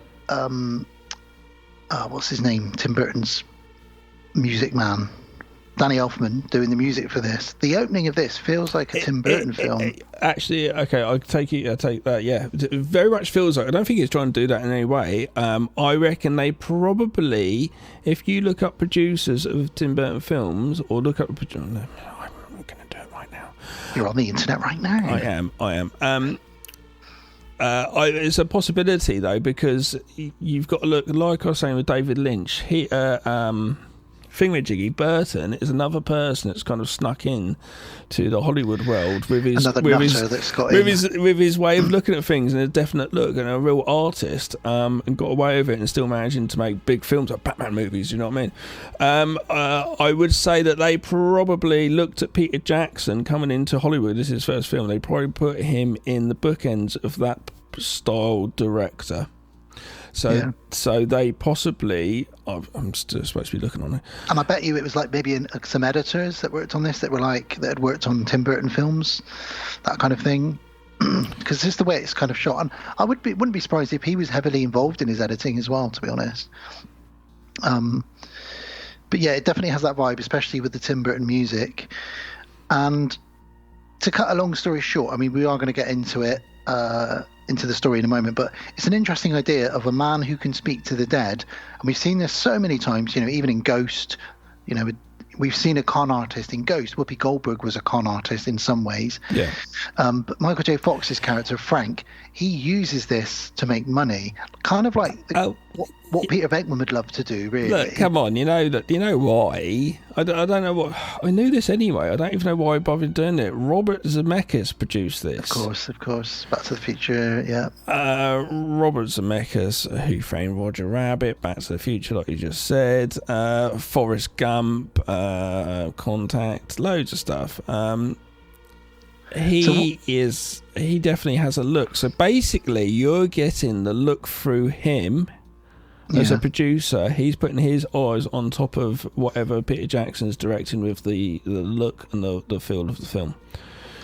So that's what you're getting from that. So it is very, and he's a very seasoned, well-known, well-versed director and filmmaker. producer. So he's doing that, and that's why you're getting what you're getting, I think. And Michael J. Fox probably would have felt safe knowing Zemeckis was there, you know, as well. What incredible producer to have behind you. Yeah, and you know, for Peter Jackson, really, this is his first proper big budget film. He's got Robert Zemeckis got his back, you know. The other producers is basically him, his wife, and 2 other guys who also did all the other films. So they basically New Zealand dudes with him. So it probably came with him. So Robert Zemeckis is the only other producer involved in this. So that's not nice not to have so much interference. And that's why it reminds me a little of Ghostbusters, because of the con man aspect of it. You know, they're getting paid almost to bust ghosts. Trouble is, Michael J. Fox in this, and his character as the con man, he's a cunt in this. He isn't really much of a nice person. The stuff that he does is actually quite despicable. He's basically got these 2 ghosts, and he's going around conning people to get money. Yeah. And rather than use his power for good. And it's like... And at no point does that try and redeem him. He still carries on being an arsehole all the way through. And at the end, do we know if he carries on being an arsehole? We don't know, but he gets the woman. He gets the woman whose husband got killed. It didn't make me go, wow, I'm rooting for the arsehole, because I'm not. But I do like that there's a darker undertone to this. You know, we've got serial killers, we've got ghosts, we've got a dead serial killer coming back to keep killing people. We've got Michael J. Fox. We've got loads of silly stuff going on. So let's jump in. But I do like Michael J. Fox. So. Who doesn't? Fucking love that guy so much. Go for it, dude. Go for it. So yeah, as mentioned, then Danny Elfman. We can start off with some text that looks like straight out of a Tim Burton film. A very spooky, rainy street, a house. Get the credits. It's all very Burton-esque. We hear a woman screaming, and we get our first glimpse of the entity in the walls. Now, this effect was very good in '96. It hasn't aged as well. But it's basically taking that Freddy Krueger coming out of the wall effect that Wes Craven did, but CGIing it so that it can move all around the house and follow you in the carpet. You got to... Sorry to cut you off. No. You got to think like if you now look at that straight away, I'm just going, oh yeah, Peter Jackson with Weta and just his love of practical effects and effects. And designer Weta has been on board with Robert Zemeckis. Robert Zemeckis loves his effects. Those 2 together, that's why they are together. That's why they're working. It's the love of effects. So they probably are trying a few things in here, which is a little bit pushing it a little bit more. Do you know what I mean? And as I said, that creature in the wall definitely is an influence later on in Lord of the Rings on those wraiths. Yeah, absolutely. Yeah. And it is at times a very good effect. There's particularly a scene later where it jumps into a portrait and the arms of the portrait start grabbing a character, and you know, it's just a frame with a picture inside it grabbing the person. It does look good for the most part. Yeah, it's really good. Like I said, it's 96, you know, and when we get to the ghosts as well, they look really good. It is all a bit like... It's hard to keep, and you've got to have seen this film a few times really to understand what's going on, because there's so much going on at the same time, isn't there? Speaking of them ghosts, sorry to get a bit negative again here. Speaking of them ghosts, how rubbishly cast are those 2? Those 2 roles could have been so good. Those could have been, oh, do you remember the ghost? Oh, the ghost. And those characters could have been some really good character actors, got really into that and bitten that scenery up, chewed it up, right up. Because they're so, like, forgetful. Do you know what I mean? Those 2 ghosts, they could have been so good. But then the only ghost that you really remember is the judge, John Astin, really. He's the most memorable out of all the 3 ghosts that he's got. Living with Michael J. Fox. Yeah. You know? So like those 2 are just, do you know what I mean? It's really miscast. It's like, who are you? I don't need to have a face I know before, but those could have been really like some like good funny jokes can have come out of those things, and I just felt it's really lost, unfortunately. So the opening scene basically introduces Dee Wallace's character Patricia, who is, when she was younger, she was in love with Johnny Bartlett, the serial killer. But she's older now. She lives with her even older mother, and the entity is in the house that she's in, chasing her around. Lots of screaming, a shotgun blast, and then we get the Frighteners title card come up. And then a shot of a town very much like the Goonies town, if you know. Think of that sort of wet road, and the picket fences and all that sort of an old sort of car sort of driving around a bit. It's a Spielberg town. Yeah, and with the music score playing as well. Yeah, it's kind of that sort of Spielberg feel. And we get a little side sort of story of a news reporter, a woman who works for a newspaper, who's reporting on a strange spate of deaths that's happening. Lots of people seem to be randomly dying of heart attacks in this little town that they live in, Fairwater. And they say, is the shadow of death come to Fairwater? Oh, the shadow of death. And they're all wondering about that. You know, it is very strange. Some of these people that have died seem to be very healthy, but their heart seems to have been crushed. Like if somebody put their hand in their chest and crushed it. Ooh, if only. Ooh. And then there's a funeral of the latest victim of this. It's a beautiful cemetery. And here comes Frank Bannister, Michael J. Fox. I'm going to say, though, if anything negative I've said about this movie, the strong points of this movie is I do love the whole town feel that they put across. It's really done really well. All the actors at this point are all really well cast. Everybody's great. Could you look up where it was shot, Gav? Because I got a feeling it might have been shot in New Zealand. Because it looks a bit like the town in Braindead as well. You are correct. It looks like Wellington, which is Peter Jackson's hometown, which is where they shot Braindead as well. Well, we can imagine if they... I'm going to say you're probably right. I might be wrong. Though. Because, like, if they did that, Wellington. So you got to think they would have already had their set up, lots of computers, etc., etc. He said that he started off when they first did some effects for, I think, Lord of the Jurassic Park, very early on in wetter early days. They had like 3 computers or something, and he says that now they got like just this place here. We got like 7,000 or something. You know, just crazy because you've got so much stuff you have to have working continuously. Rendering takes ages. Rendering is when you've done something to a shot, an effect or something, and then it just has to like go through it every little part and make sure it's good. So that means you have to sort of go, right, I'll leave the computer and come back to it. Every little hair on King Kong, etc. Yeah, it all has to get rendered. So generally, but nowadays you can just carry on editing while you do it. But for something like this, effects heavy, you probably leave it overnight, I guess, that sort of thing. Come back to it. But you need a lot of computers makes lighter work, I suppose, at the time. So this funeral is where we meet Frank Bannister, Michael J. Fox, and he is the love child of Detective Columbo and Peter Venkman. He wears a dirty old Mac. Yeah. He's stumbling all over the place. Drives like a fucking idiot. Drives an old banger. From watching this review, it literally like there's no redeeming features. It's really weird because I remember going, I quite enjoy this, but then you watch it, you go, he's a bastard. Yeah. Well, I think he thinks he can get away with anything because of his little con trick, which he tries to do to this guy. So, first of all, 30 million budget, by the way, and worldwide gross was 29 million. Ooh. Technically didn't quite, but it would have done well on VHS. Yeah. So Frank Bannister gets ejected from this funeral because he goes straight up to a few of the people who are grieving and says, I'm Frank Bannister, I can contact the dead for you. And he gives them his card. And he's known in the town as a con man. No one believes him, and they know he's kind of just preys on people that are grieving, you know, and they think because you're grieving, you're going to believe anything. So don't trust Frank Bannister. But see what I mean here? He's obviously, like Peter Jackson and that, they obviously know that this character that they've written isn't a nice character. I don't think they're stupid enough to not see this in the slightest. They've made this character be this bit of a bastard because he's just basically snipes like a hawk just coming in there and go, I can get in here and see what I can get, scavengers, and I can here's my card, here's my card. He comes across as such a lowlife. Well, he drives off in his old banger, and just like he does in Back to the Future, he crashes through someone's fence into their garden. See?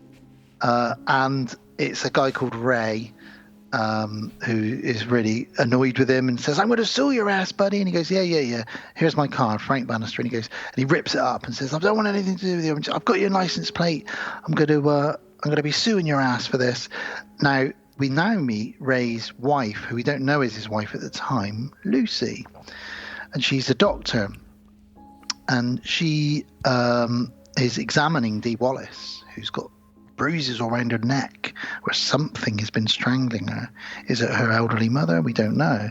Her mum basically kicks Lucy out of the house and says, "Look, I know who my daughter is. She's a murderer. I can have her locked up at any time. So leave her here where I can look after her. You know, I've got her. She's got like power of attorney over her or whatever, so that she can look after her." So we're getting all these little setups now. And then we get a quick newsreel which explains Jake Busey's character, Johnny Bartlett. Back in the day, he went into an insane asylum and he killed 12 people in cold blood. Was helped by Dee Wallace, who was his 15-year-old lover at the time. And she kind of got let off as just someone who was in love with him, like you get these people that write to serial killers in prison and stuff. And she got locked up for a few years and then got put under her mum's sort of care. But Johnny Bartlett got the chair. He was killed. He killed 12 people. We'll find out more about all of that in a moment, won't we? We will. But Lucy watches this documentary on TV and thinks, that's the woman who I examined today, who had the bruises on her throat. Interesting. And then Ray comes in and says, "Can you believe that idiot that drove over our fence?" See, I kind of like this scene here because he's really well cast. It's like he's not. See, that's the thing. He's a good little actor, isn't he? This is the funny thing. That guy there isn't a bastard really in any sense at all. He lost some money which he hasn't told his wife. Later on we'll find out. But he actually isn't much a bastard. He's just a bit of sleaze. But this movie puts him out there as the bad guy. And it's still Michael J. Fox who ends up getting with her at the end of the movie. I mean, and he's dead. I've described him in my notes as yuppie scum. But boy, what he has not. He's a bit of a yuppie. He's not scum. He does nothing. He doesn't actually do anything wrong. Michael J. Fox in this is scum. Okay. Oh, I like this. Don't make me hate Michael J. Fox, Gav. I'm only saying what I see. Say what you see. So he comes in the bedroom and he's trying to seduce his wife. He's like, "Hey, honey," and he starts crawling on the bed. And then he finds Frank Bannister's card, strangely, in the bed. And he's like, "What the hell? Why is this here?" And she's like, "I don't know. I've never seen it." He's like, "Well, I ripped it up and threw it on the lawn earlier. I don't understand." The second that this happens, poltergeist activity kicks in. Things start floating around. The bed floats up above the ground. A spooky doll sort of starts chasing them around. She says, "Well, you're going to need to call this Frank Bannister guy."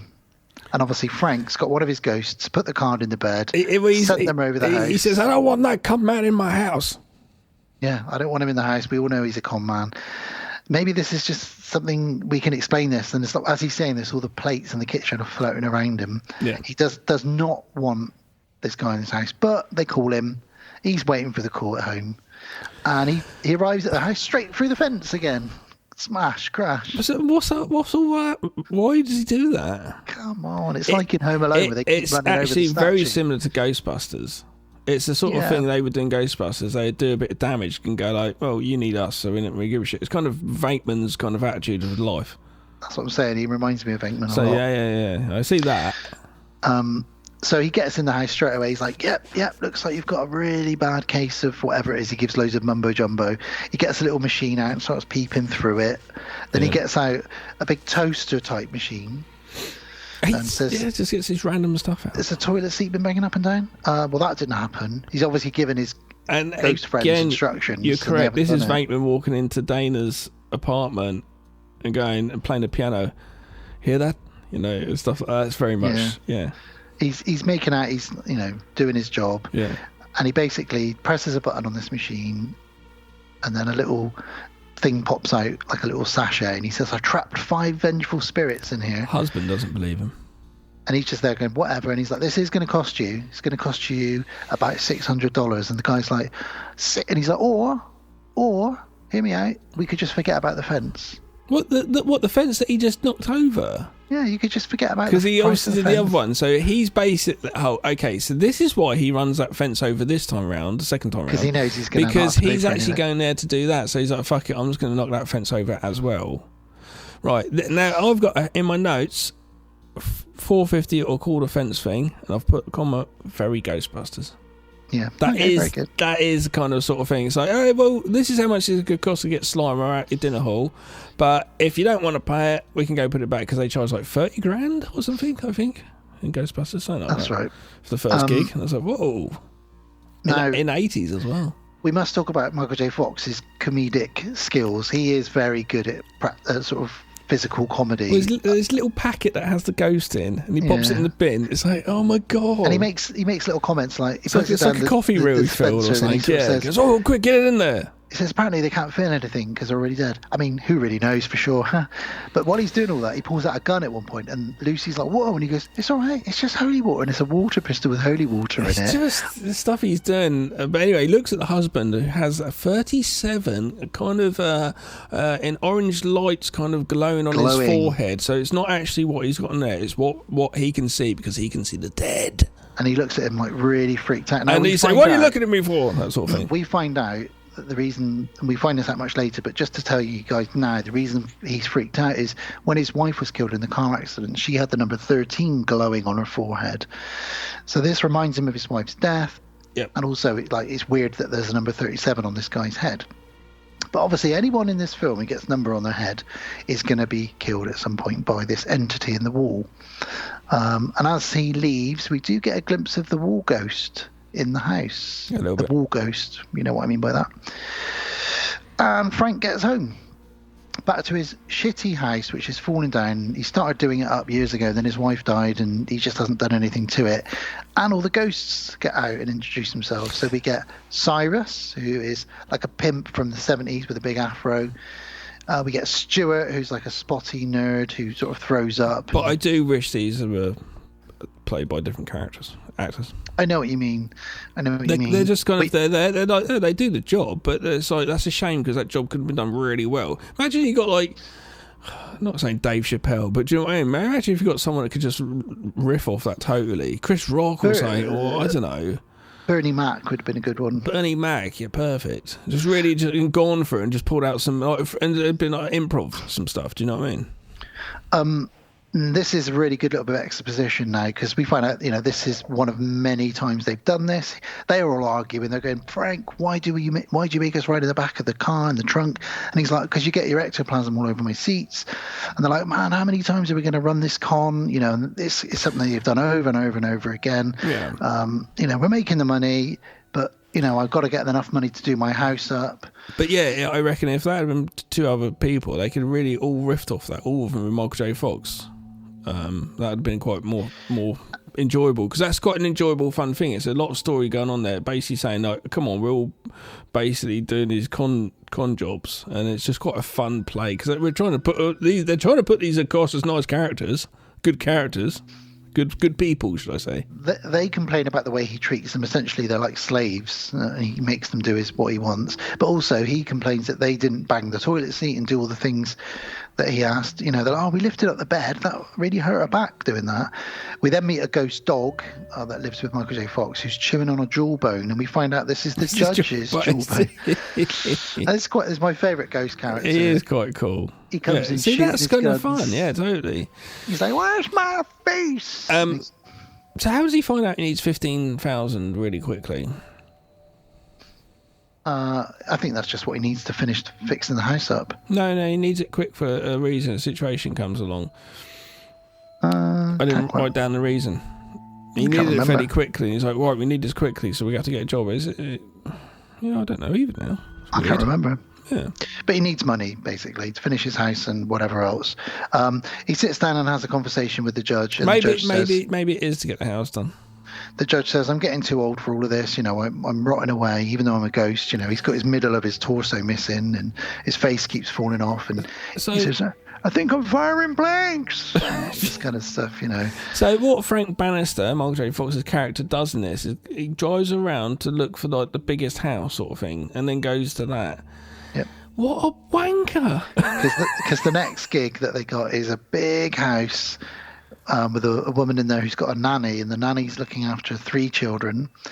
And then you got the. Is it when he drives like he goes to the house when there's a funeral and it's taking too long, so he drives like a complete arsehole going round and beeping his horn. Yeah. Again, I don't understand how this character's supposed to be a nice character. Well, there's a little scene now where the 2 ghosts, Cyrus and Stuart, pick up the children and float them around, trying to scare the mum and the nanny. And they obviously call Frank Bannister. But by the time he gets there and starts doing his whole, oh, you've got a class 5 Roma, this is terrible, I'll get all my equipment out. They're going, Frank. And one of them, the mum's holding a newspaper that says, look out for this con man who's conning people into thinking their house is haunted, which is one of the threads of the Ghostbusters plot. You know, at one point it was believed that they were just doing it. I think Walter Peck said it was all done through lights and holograms to make people believe, and you're conning them. So it's kind of similar to that. Yeah. So he's not getting paid. So Frank leaves his gig. It might have been rumbled here. He might not get many more of these con gigs. He has an argument with the reporter and says, why do you keep printing these stories about me? And she's like, because you're a con man. There's no way that there's ghosts and that kind of thing. And she is right. And I remember watching this years ago and thinking, oh, she's not a very nice sort of person. But she's right. She's trying to say to people, you shouldn't be conning them and getting all their false hopes of like their dead relatives are contacting them, because it's such a mean thing to do. Because we've seen this in other films, haven't we? This sort of synopsis happens. Is that Ghost? Whoopi Goldberg does it in Ghost. Yeah. I've seen it before. Yeah. So he leaves the office and he starts seeing, in a bit of a Final Destination way, he starts seeing lots of signs of death, to the point where there's an incredible stunt where Michael J. Fox is actually run over by a hearse. And it's actually him. He kind of flips onto the front of it, slides off of it, and carries on walking like it was nothing. It's like, whoa, Michael. You see when he almost walks into a punk, and it's Peter Jackson. Peter Jackson's the punk. He says, asshole. And apparently that was the day that all the press had to come to set. Because he'd spent ages having all the prosthetic piercings on him. All the press came to visit that day and talk to him about the new film he was making in Wellington. And he was dressed like a crazy punk with loads of piercings all over his face. It's like, hi, I'm Peter Jackson, I'm the director of this. They're like, okay, you look nuts. It's always the day, isn't it? Always the day. While he's walking away and freaking out, he suddenly sees Ray, who is now a ghost. When did he die? Well, he got killed by the creature. He tells him. Oh, right.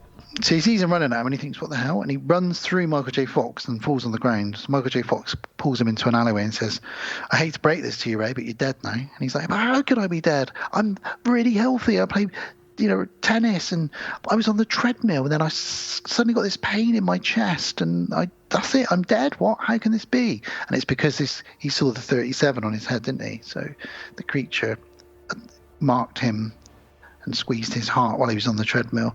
So he's trying to break it to Ray, essentially, I'm really sorry, mate, but you're dead. I'm now going to hit on your wife. Now you're dead. Yeah. Essentially. Yeah. Another reason why you're all right. Michael J. Fox's character is, wow, I'm seeing a different side to him now. If I ever meet Peter Jackson, I'm going to say, did you intentionally want to make Michael J. Fox's character not nice? Well, he tells Ray, you should have gone towards the light. You didn't. So now you've got about a year before the light will come back and you'll get a second chance. So you just kind of have to hang around now and haunt people, including your wife. Just watch things happen, really, and not being able to interact. And then Ray says, well, can you do me a favour and drive me to my funeral? Because, I don't want to be late for it. So he drives him to his funeral. That'd be weird, wouldn't it? Being late to your own funeral. Yeah. When he gets to the cemetery, of course, this is where... Oh, not just being late, being at your own funeral as a ghost. That'd be weird. It would be. Someone did it recently, didn't they? It would make a good short film, could make a good comedy. About a year ago, somebody faked their own death so they could see what people said about them at their funeral, and they kind of jumped out halfway through and went, ha! I knew you'd all miss me. I'm not really dead. And everyone was like, oh my God, you're an asshole. Well, we're not going to your funeral now. Yeah. When you do actually die, you'll be on your own. What Not weird, very nice. what weird thing to do. What an egomaniac type thing to do. So Frank and Ray head towards where the funeral's happening, but they have to get past all the other ghosts that are there. And Arlie Emery's there saying, "Get back in your goddamn coffins right now." And he's sort of shouting them, although he's essentially playing the same character we've seen him play in every other film. Yeah, that's his character. Because they were going to cast somebody else, and they were like, we want someone like Arlie Emery. And in the end, Zemeckis was like, well, I could get you him if you want. Of course. So they just got him. And it doesn't really matter, does it, really? No, you need him, definitely. Yeah. So Ray's crying at his own funeral. Oh, it's such a tragedy. It's such a tragedy. And they're saying things like, Ray wasn't the most generous of persons. He was, I suppose he was kind in his own way. He certainly wasn't very generous. They're not being very nice about him at his funeral, but they're telling the truth. And Lucy's really sad, obviously. And they're all shouting at Frank, and they see Frank now. Frank suddenly gets grabbed by the sheriff, and the sheriff says to him, Sheriff Perry, who we've seen from Arachnophobia.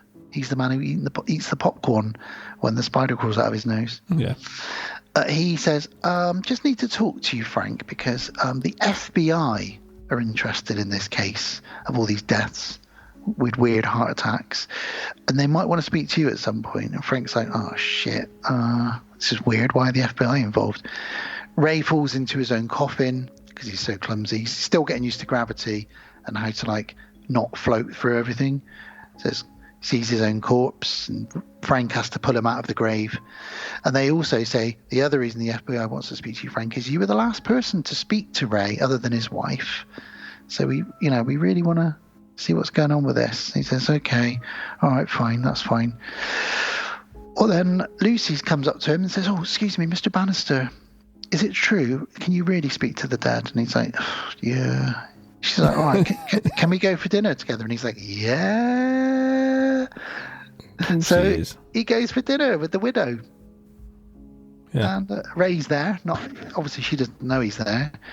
And he's saying things like, tell her I said happy anniversary. Tell her those flowers are from me. Tell her I said she looks beautiful. And they're chatting away. And, there's some chemistry happening between Frank and Lucy. And then it's revealed that, oh, God, I hope she doesn't ever find out about that $16,000 I invested that I lost. And he just tells her. Frank just tells her. Well, yeah, fair enough. I think he shouldn't that way. But they go for this medieval dinner, don't they? Yeah. Because they're having a heart-to-heart, and a man goes, good day, my lady. Would you like some mead to drink? Why go do that? What would you say your best theme? Would it be 18-themed restaurant? I don't know, but I've been to one of those medieval ones. When I was in Budapest, I went to one where they're all dressed up like that, and you drink out of wooden goblets, and you throw your glasses and your food into the fire and stuff like that. And it was all very cool, but it felt like a bit of a waste of crockery and stuff, really. Yeah. But Ray also hears Lucy's true feelings about him, which was, he wasn't a very nice man to me sometimes. He wasn't very generous. He didn't want me to be very successful. And Frank briefly explains how he got his powers, which was he underwent great stress and tragedy, and he was in a car crash. His wife died. And when he woke up, he could see dead people. And then the money comes up that Ray lost. Ray's really pissed with him. Ray realizes he can move things, just like Patrick Swayze. A little bit, yeah. And he says, you better watch your back, because I'm going to fuck you up. I'm going to come back and fuck you up. Yeah, but he gets a bit annoyed because Michael J. Fox holds her hand. I know, in front of him. And it's like, what are you doing? She buried her husband today. Yeah. But anyway, Michael J. Fox goes to the restroom, and there's a fella in there. He has 38 on his head. Yeah, well, he says to him, because he spills some wine on his groin, doesn't he? So it looks like he's pissed himself. And the guy walks in and is like, hey, buddy, having a good night? The food's good here. And then he gets a bit freaked out because Michael J. Fox sees the spirit, the wall monster, come into the bathroom. So he's like looking in the bathroom, looking in the cubicles. And then the guy turns around and, as you said, he's got 38 on his head, which means he's next. And it grabs his heart and kills him right there and then. A white light appears, and we see this chubby gentleman float up to heaven, and he's like, "Mom," and he kind of goes up there and floats up there, and that's it. So Frank then chases the ghost, runs outside, tries to find it, can't find him anywhere. And this is where he's wanted by the cops, because that's 2 people he's spoken to now who've died of this mysterious heart attack. Yeah. Oh, boy. Frank and his ghosts jump in their Frightener mobile, and they try and chase the monster, but they lose it. It's good effects, because it's dark, so less is more. So you see slightly less of the monster as it's jumping across the rooftops and over cars. It does look quite cool, though, doesn't it? Yeah, it's cool. Lucy is questioned by the cops, and they're like, "Oh, the FBI want to talk to you." And I'll let you introduce this character. Man, this is the icing on the cake. I would one thing. This movie has to exist, and if you haven't seen this movie, I'm going to give it a recommend to watch. Mainly, my main reason is Jeffrey Combs' FBI agent, who is so cool. He has what he classes as a body map of pain, and his chest and torso is scarred and tattooed and cut, and everything is from a different thing where he's been undercover, or he's been like a rent boy type thing, like a male prostitute sort of thing for months on end. He says something like along those lines he was doing, and it's just like, oh my god, like. But he's so good. But he's autistic as fuck. He's got a lead vest he wears under his shirt. Yeah, autistic as fuck. Like literally, just like can't come very close. And if a woman starts shouting loudly, he needs to vomit. Which is like, oh man, that is some deep rooted shit happened when you were younger with your mum. And it's an incredible character. He's also got a hemorrhoid cushion which he sits on in his car. He's got a Hitler haircut, which was Jeffrey Combs' idea to have a Hitler haircut. I absolutely adore this character. And he wears dark, very, very dark brown, almost black contacts, which Jeffrey Combs doesn't have that colour eyes, so that adds to the weirdness. He's like Fox Mulder. Fox Mulder was locked in a cult for 20 years. Yeah, totally became absolutely paranoid and couldn't handle anything. And yeah, exactly everything you've just described. As soon as he only speaks to them from outside the room, and at first he does. The sheriff's like, Milton, come in, Milton. Because he must obviously know him. And he says, I'm more comfortable stood outside the room, thank you. And then she goes, what the fuck? What was it? And he's like, yeah. He's really nuts, really unhinged. He's also got an Uzi, we find out later on. He's just... He's done some dark stuff, like he said, like all of his chest. But mate, I'll tell you what it made me think. Though I would be suspicious if I was in some cult.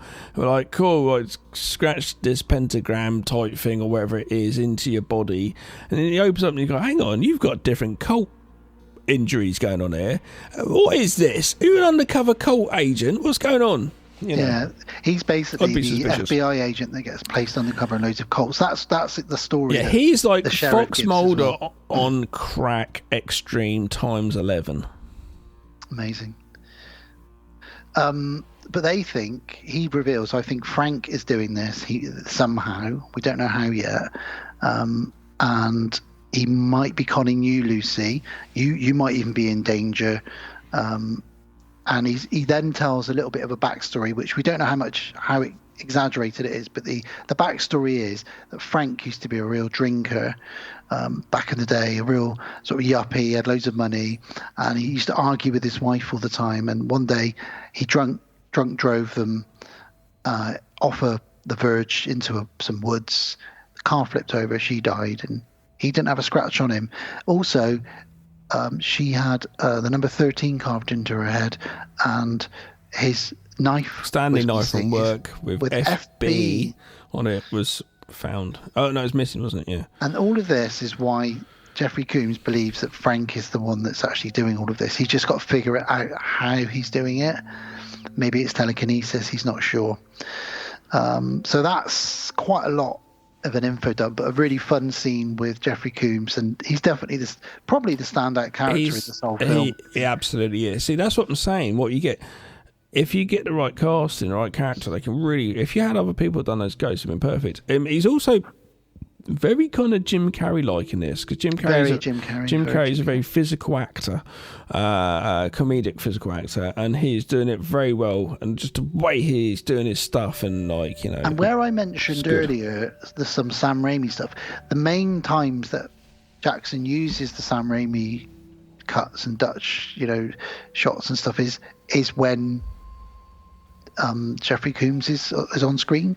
He really gets up in his face and does these strange angles and stuff like that. So imagine being on set. I'm just fantasizing in my head. Imagine being on set the day that, you've got like Zemeckis is there just checking on everything.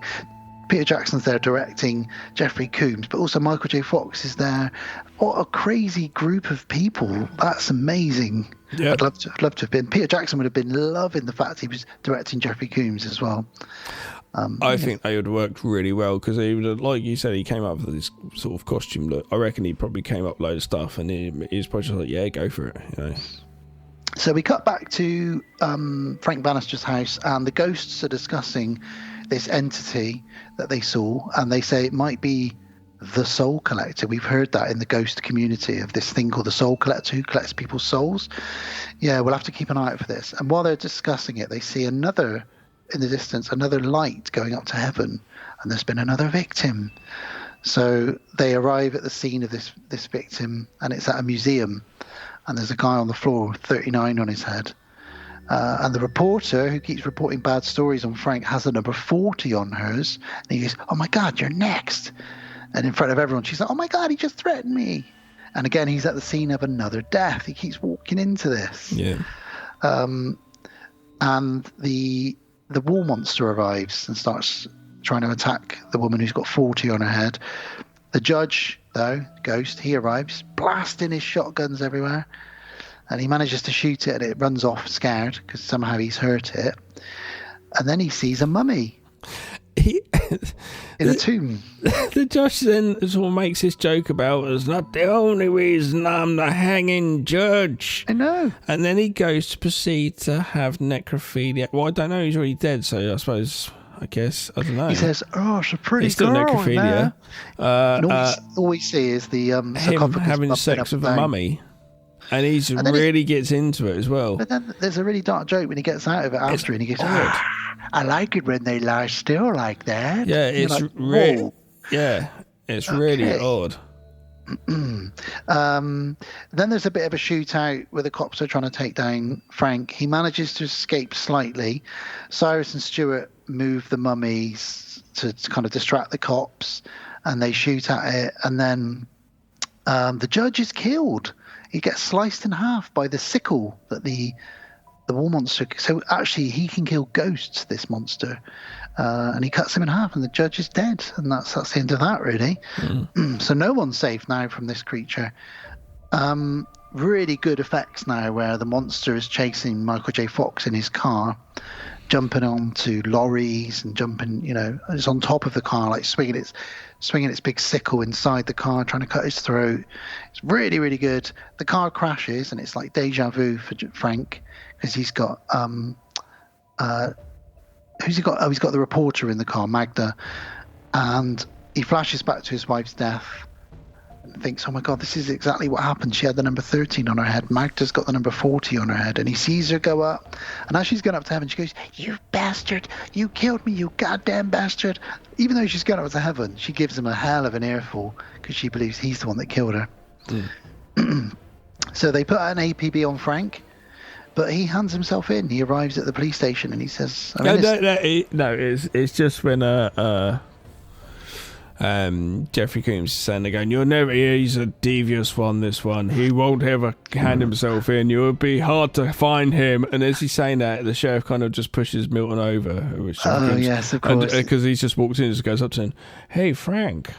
Yeah, so he says something like, "He has means and methods of vanishing into the unknown, and you'll never see him ever again." As he walks into the room. station, so yeah.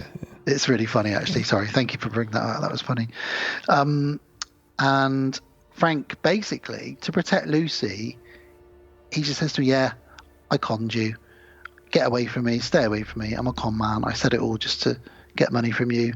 And he's basically tells her a load of nonsense so that she'll, never want to go near him again, therefore hopefully not getting killed by this creature. Because he feels like anyone who gets close to him or anyone that he's investigating dies from this weird creature. Also, Lucy, I'm an asshole. I drive like a bastard. I give my card out to people at funerals to try and get work. And then I try and take their women. I smash your fence down. And then I smash your back doors in. Whoa, Gav went there. That is an expression in the UK people use. I'll let you guys use your imagination on that one. Smash your back doors in. Google it. Dahmers now. So this is the interrogation scene now where Jeffrey Combs interrogates Frank. And he says to him, I know what you're doing. You're doing it with your mind. I've seen, this is crazy. I don't know how you can do it. And he says, but I've seen a figure in a cloak. He does tell the sheriff to get out as well. And he says, actually, I have jurisdiction over you. And the sheriff does not like this, but he does actually leave. So it's him and Frank. He says, by the power invested in me by the President of the United States of America, leave this room. So the sheriff has to leave the room. Michael J. Fox tries to explain, I've seen it's not me doing it, it's a figure. It could be Death. He's got a sickle. I'm not really sure. And Jeffrey Combs says, well, there's been 28 cases of crushed hearts in this town. He says it tells a story of a woman who could stop the beat of a heart. Of a frog. For a few minutes. And Michael J. Fox starts having some kind of panic attack.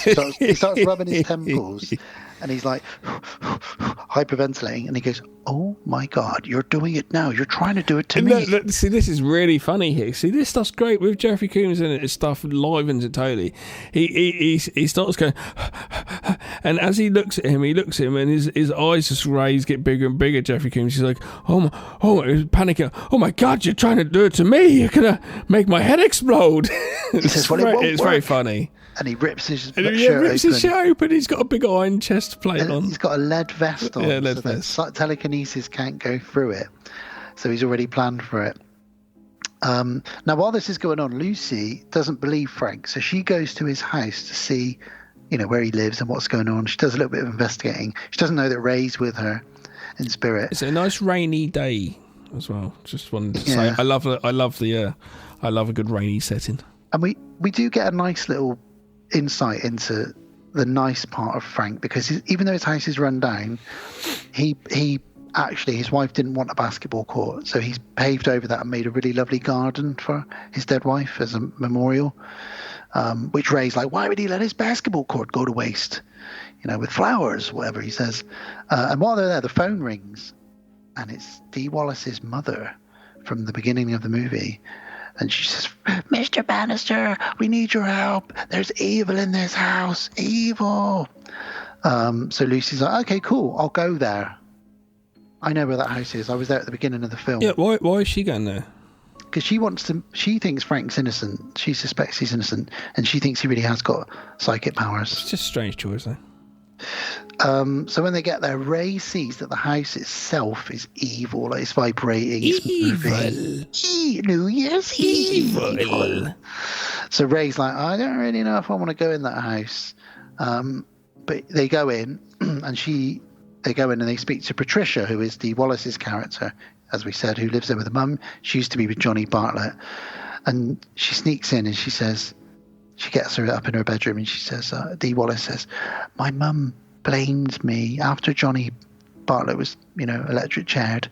My mum blames me because Dad killed himself a few years later because he was so distraught. And Mum said it's my fault he's dead and I have to keep his ashes in my bedroom as punishment.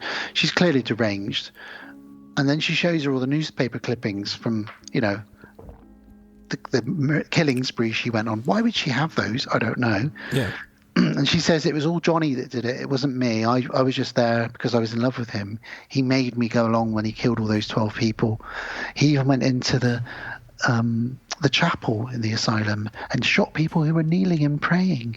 This is Jake Busey. We can believe he would probably do that because he looks like an absolute nutter. He does. What is it about the Busey genes where they seem like they're pissing on the Indians, pissing on the Cowboys? Well, Gary did have an accident.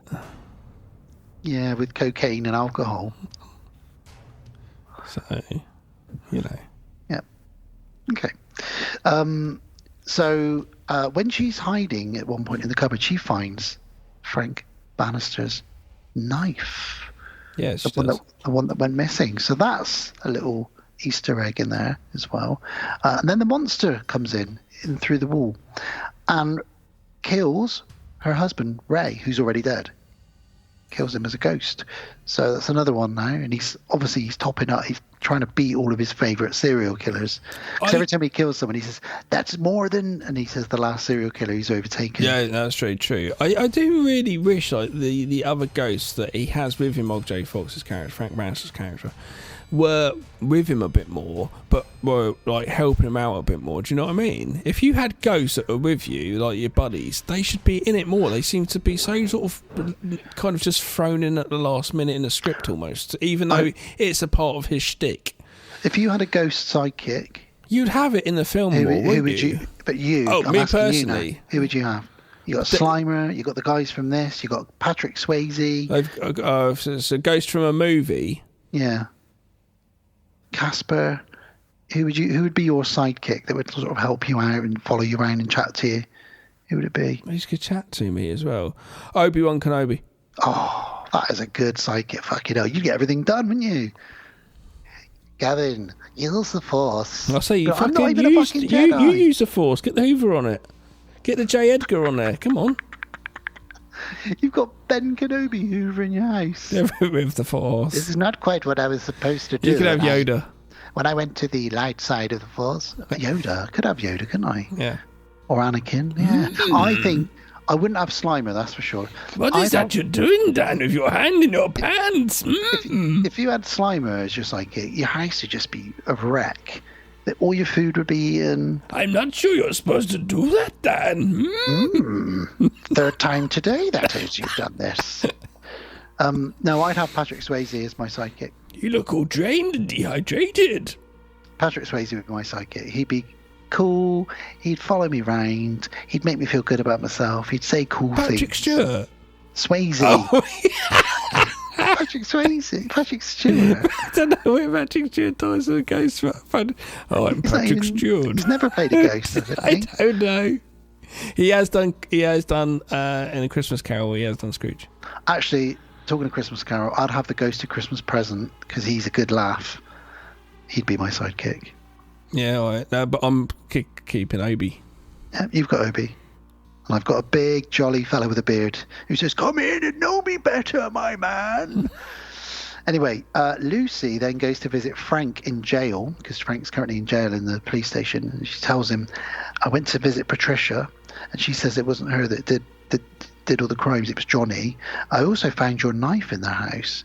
He actually starts crying at this point and says, like, I don't know what to do, I don't know what's going on. They hug. And he then sees a number 41 on Lucy's head. Oh my God, the woman he's fallen in love with is the next victim. And the monster comes in through the wall, grabs her heart, but he manages to pull it off, and then his ghostly sidekicks help, and they pull the monster off of Frank as well. And he says to her, call for the guard. So she does, and they bust out of prison, little jailbreak. Stuart is killed by the ghost, so one of his sidekicks is now killed by the sickle. Why did he give himself up in the first place? Because he thought it was a harm to other people. Yeah, he thinks being locked up, but then all of a sudden she's come along and said, no, we need you. He's like, I'm not a harm anymore, I'm going to now bust myself back out of the place I put myself in. Yeah. Right. And Lucy helps him escape. She uses a fire extinguisher on Jeffrey Combs. Goes and kicks Combs in the stomach. I'm glad he's wearing his plate, because I thought that was uncalled for. Then Cyrus is killed, so he's lost all of his sidekicks now. The judge, Cyrus, and Stuart have all been killed. They were so thrown in last minute, not memorable anyway. So yeah. Were you bothered when they had died? No. I don't even have it in my notes because I didn't give a shit.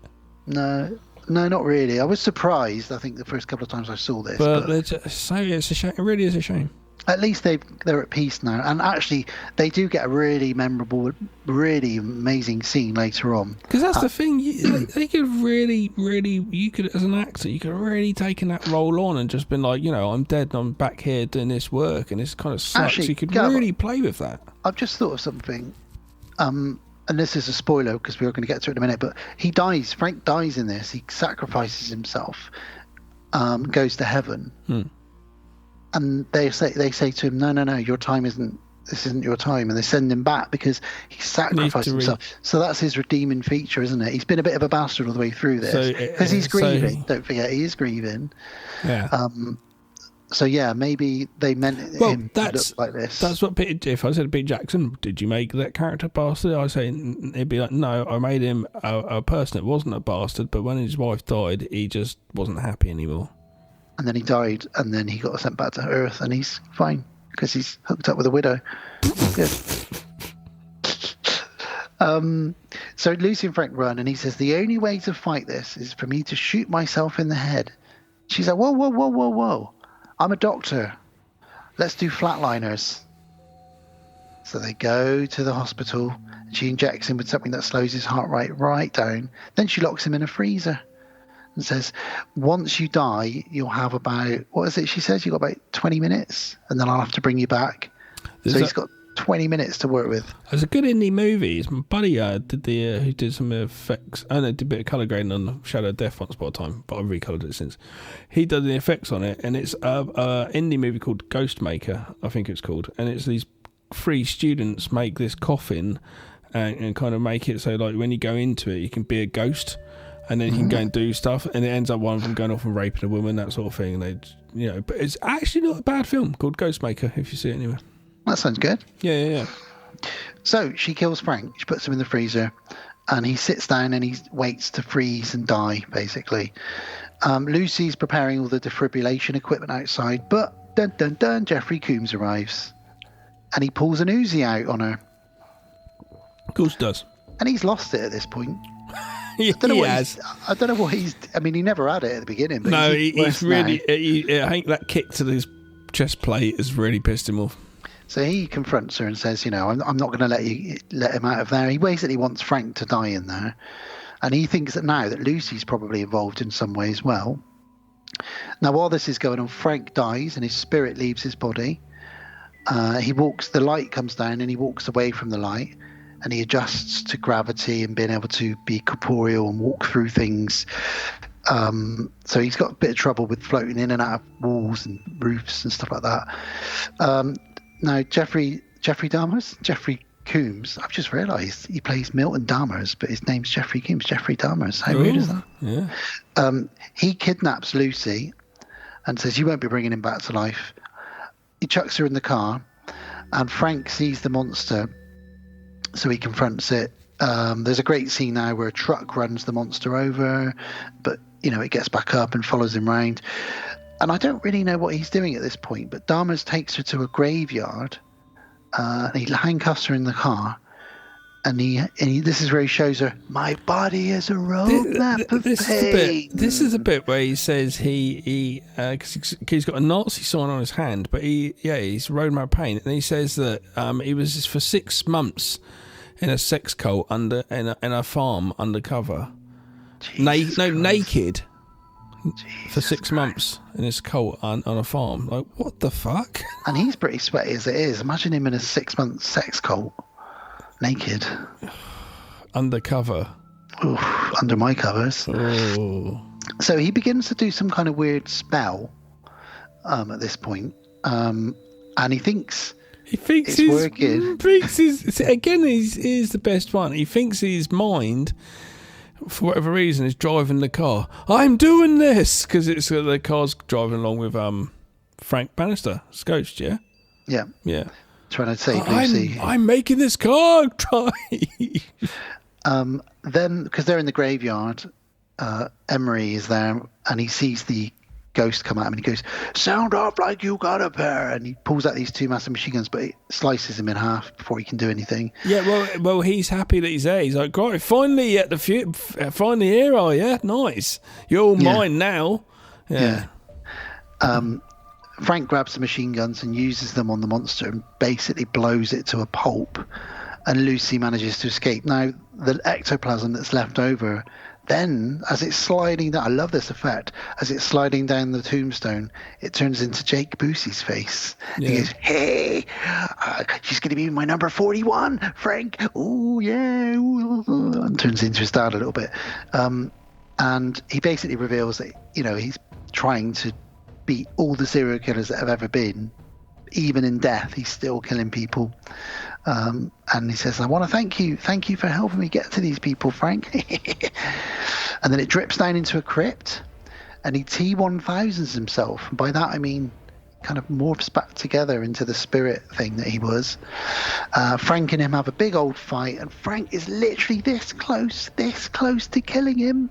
This close to ending the whole thing. But he's got to be brought back at some point. But yeah. And Lucy brings him back to life. And the first thing he says is, Johnny Bartlett is back. And they're like, oh my God, he must be hallucinating. And he says, no, we need to get Patricia out of the house because he'll come for her. So we're coming up on the last part now as they get to Patricia's house. Her mother protests at them letting her in. And then Johnny arrives, and Johnny's in the house going, and you realise at this point that Patricia was in on the whole thing. She knows that Johnny's still there as a ghost. She was the one going around after he killed someone in the asylum. She would then go up to the body and carve number 1 on the head or number 2 on the head. And she even got to kill a few people with a shotgun. It's like your sous chef kind of thing. Just marking, oh, that's number 3. Can you mark number 3 on that one? No, not that one. That was number 4. You're doing them the wrong way around. Yeah. It's pretty crazy. But she reveals he's been visiting her, and she's totally in on it. Isn't Dee Wallace brilliant at acting crazy? Yeah, she's great. Yeah, she's really good, yeah. You don't really see her act too crazy in other films. She's usually just a nice mum, or a mum that's a bit stressed out because there's a giant dog dribbling all over her car. Brilliant acting in this. And Johnny wants Dee to kill Lucy, and he says, you could do this one, go and get a knife from the kitchen. Lucy goes upstairs to find that Patricia has killed her elderly mother. She's dead in the bed, so she's even killed her own mum. And this is where we get the carpet attack. So Johnny jumps into the carpet, then he jumps into a picture. Really great effects with the use of that sort of CGI that we've discussed. The daughter has right psycho vibes, by the way, in this house and that. Yeah, they're very Norman Bates, you're right. Especially because she's got her dead mother in the bed now. And then it's revealed that the ashes in her bedroom weren't actually her dad's, they were Johnny's ashes, which is why he keeps visiting her, because she's still got his ashes. And basically... Reckon she fingers them? Well, remember that story I told you, World of the Strange, about the woman that ate her husband's ashes? Yeah. And I said it's slightly romantic in a way. You did, you weirdo. Frank says we need to get these ashes to sacred ground so that we can, end this once and for all. Is there a church nearby? Yes, there is a chapel in the old abandoned insane asylum that Patricia and Johnny killed all those people in years ago. Perfect. Great, let's go there. Let's go there. That's obviously the best place to go. So they get there. As soon as they walk in the door, Frank starts having flashback visions of what actually happened and what it was like to be there during... Exactly. Why go there? He knows he's probably going to have that. It's like the worst place to go. But they've got to get these ashes to consecrate. But she should do it. Like, you stay here in the car and I'll go do it. But Frank's the only one that can see the spirit, so he can help fight it off. But it doesn't help. He goes off and wandering off. We get really, really cool transitions between the past and present here. I don't know if you like that as a filmmaker, where it goes from oldie times to now. Yeah, it's very seamless. Yeah, very good stuff. Peter Jackson again, working early Peter Jackson, but he's working on that magic. This definitely comes to prepping and working out what you're going to do before you film, that's for sure. Patricia grabs a shotgun, so Dee Wallace has got a shotgun, and she's obviously blasting, trying to kill Frank, whereas Jeffrey Combs is chasing Lucy around because he's shown up now with his Uzi. And they're about to throw the ashes into the church when Jeffrey Combs grabs the ashes and just pours them all out like a bastard. Yeah, this is a bastard moment. He then shoots Frank with his Uzi. Yeah. Yeah, so Frank Bannister takes about 3 shots from an Uzi in the shoulder. Yeah. Ouch. But Patricia blows his head off. Yep. And now he's a ghost. Frank remembers his wife's death a bit more, remembers the number 13, and remembers she was the first victim of dead Johnny Bartlett. Dee Wallace tries to strangle Frank. They're trying to kill Lucy as well. Frank's ghost pulls Lucy's, because he gets shot, he pulls Lucy's soul out of her body. Patricia's soul out of her body, basically killing her. And he's killed himself again, Frank. He's dead now, and he's floating up towards the light. He drags Patricia with him. This film does fit a little while ago. It did feel like it was going on a bit at this point. It's like, this needs to be cut up, chopped a bit tighter. But I think I agree with you. I agree. But I think the moment that Frank pulls Patricia's soul out of her body, this is all much needed, because it's a great payoff. This needed, I think, early on. It's just whatever. Just needs to be a bit quicker. So essentially, he's pulling her up to heaven with him, because he's going up to the light. Johnny comes up with them. Then he grabs then he lets Patricia go. Frank lets Patricia go. And Johnny says, we got more killing to do back on Earth. See you later, Frank. And then they realise they're not going back down to Earth now. They're both going to hell. And they get swallowed by this crazy hell beast monster, which then dives into the pits of hell with the fire. And Frank goes to heaven, and he arrives, and Cyrus and Stuart are there. And they're talking about how cool it is, and the music and all the women, and everything's great here in heaven.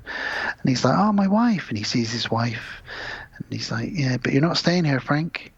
It's not your time. You got to go back. And they shove him back down. How does that work, though? What if you went back down and thought, well, fuck it, I'm going to commit suicide because I want to see my wife so much? Which is very, very possible, surely. Because his wife's the last thing. Would they have been like, no, you can't, so then it turns into Groundhog Day for him? Well, the last thing his wife says as he's flying back down to Earth, his wife shouts to him, be happy. So he knows his wife wants him to be happy. But he was just there, and he can be happy up there with his wife. Yeah, but she wants him to live his life. Yeah, but I don't know. All right. Is this what Obi-Wan says to you? Obi-Wan just told me that, to tell you that. Jesus Christ. Well, anyway, the epilogue is that Frank and the widow Lucy are now together having a picnic. Sheriff shows up and says, oh, by the way, we found a load of Ouija boards in Patricia's house. So she was obviously talking to him and conjured up his spirit, Johnny Bartlett. Do you want to write a book on this with me? Frank's like, nah, I don't really want to write a book on this with you. So the sheriff says, all right, well, enjoy your picnic. I'm going now. And as he drives off, we see Jeffrey Coombs' ghost in the back of the car, looking all sort of like, fuck, now I'm a ghost, God damn it. Yeah. And then Lucy says, did you see the look on Jeffrey Coombs' face? And Frank says, what? You can see ghosts too? Yeah. And then we get but yeah, not done. Don't Fear the Reaper. Not done by Blue Oyster Cult. It's like a cover which is really bad. I went to her and oh my god, she went, yeah, this is awful. I was like, fuck. Well, why didn't they just pay for the original? Weird. Yeah, Zemeckis. It's really bad. Zemeckis probably could have done that. Yeah, they must have put like. Unfortunately, no money for score. We've put it all on visual effects guys for the composer, or the music artist. Sorry. So well, they we're also just had going to cover as well. Yeah, it's a shame because it's terrible, and it goes on a bit. It's fine. It's good. If you've never seen it, I definitely recommend it because it's quite a fun film. It does go on a bit. I've said my bad points. There is some amazing points. Jeffrey Coombs it's thumbs up for Jeffrey Coombs. Yeah, it's a thumbs up for me overall. I think I'm glad he stays in it as much as he does and actually comes out towards the ending as well. The plus points for this film are definitely Jeffrey Coombs, Michael J. Fox. The effects of the ghosts and the monster that's chasing everybody are great. It is a good story. Definitely. Dee Wallace is wonderful in it as well. You're right, third act, as we always discuss in a lot of horror films, the third act is a little longer than it needed to be. There's a lot of running around that asylum. They could have trimming 2-3 minutes out of that. So it's like the second half of the second act going into the third act. And I'll tell you, from writing scripts, it's probably always the hardest bit to go, right, we don't want to make this boring, we've got to keep this going, but we've done it for so long, at some point we do need to let it chill for a bit, so it is a hard point to write. But it's a really good payoff, and actually discussing this with you has made me realise that yes, actually Frank Bannister is a bastard, but B, does redeem himself by sacrificing himself. Yeah. So yeah, overall, what an interesting film for Peter Jackson to do. I think it's a good tester for Hollywood for him. Yeah. And it did well. It was particularly on DVD and the rentals. It would have, and it probably still is doing well now. Yeah, it was. I remember friends getting it out, and it's been like, it's a fun film to sit and watch. Indeed. But yeah, that's it. Both of us give it a thumbs up. Gav, not quite so much as me, but still, it holds up well, even for the aged effects. And talking of ghosts and Ghostbusters, Bill Murray's just walked in. Hey, Bill, what are you doing there? You what? You've got a tray of food for us to taste. What are these delicacies? Oh, okay. I don't know what this is. Oh, he says all will be revealed in World of the Strange. Okay. Oh, okay. All right. Well, shall we get into World of the Strange? Bill, can you pop that tray down over there, please? Yep. I know the flowers are still standing. Very good. Okay. Pop it down. And lead us in. Okay, thank you. Hi, welcome back to World of the Strange.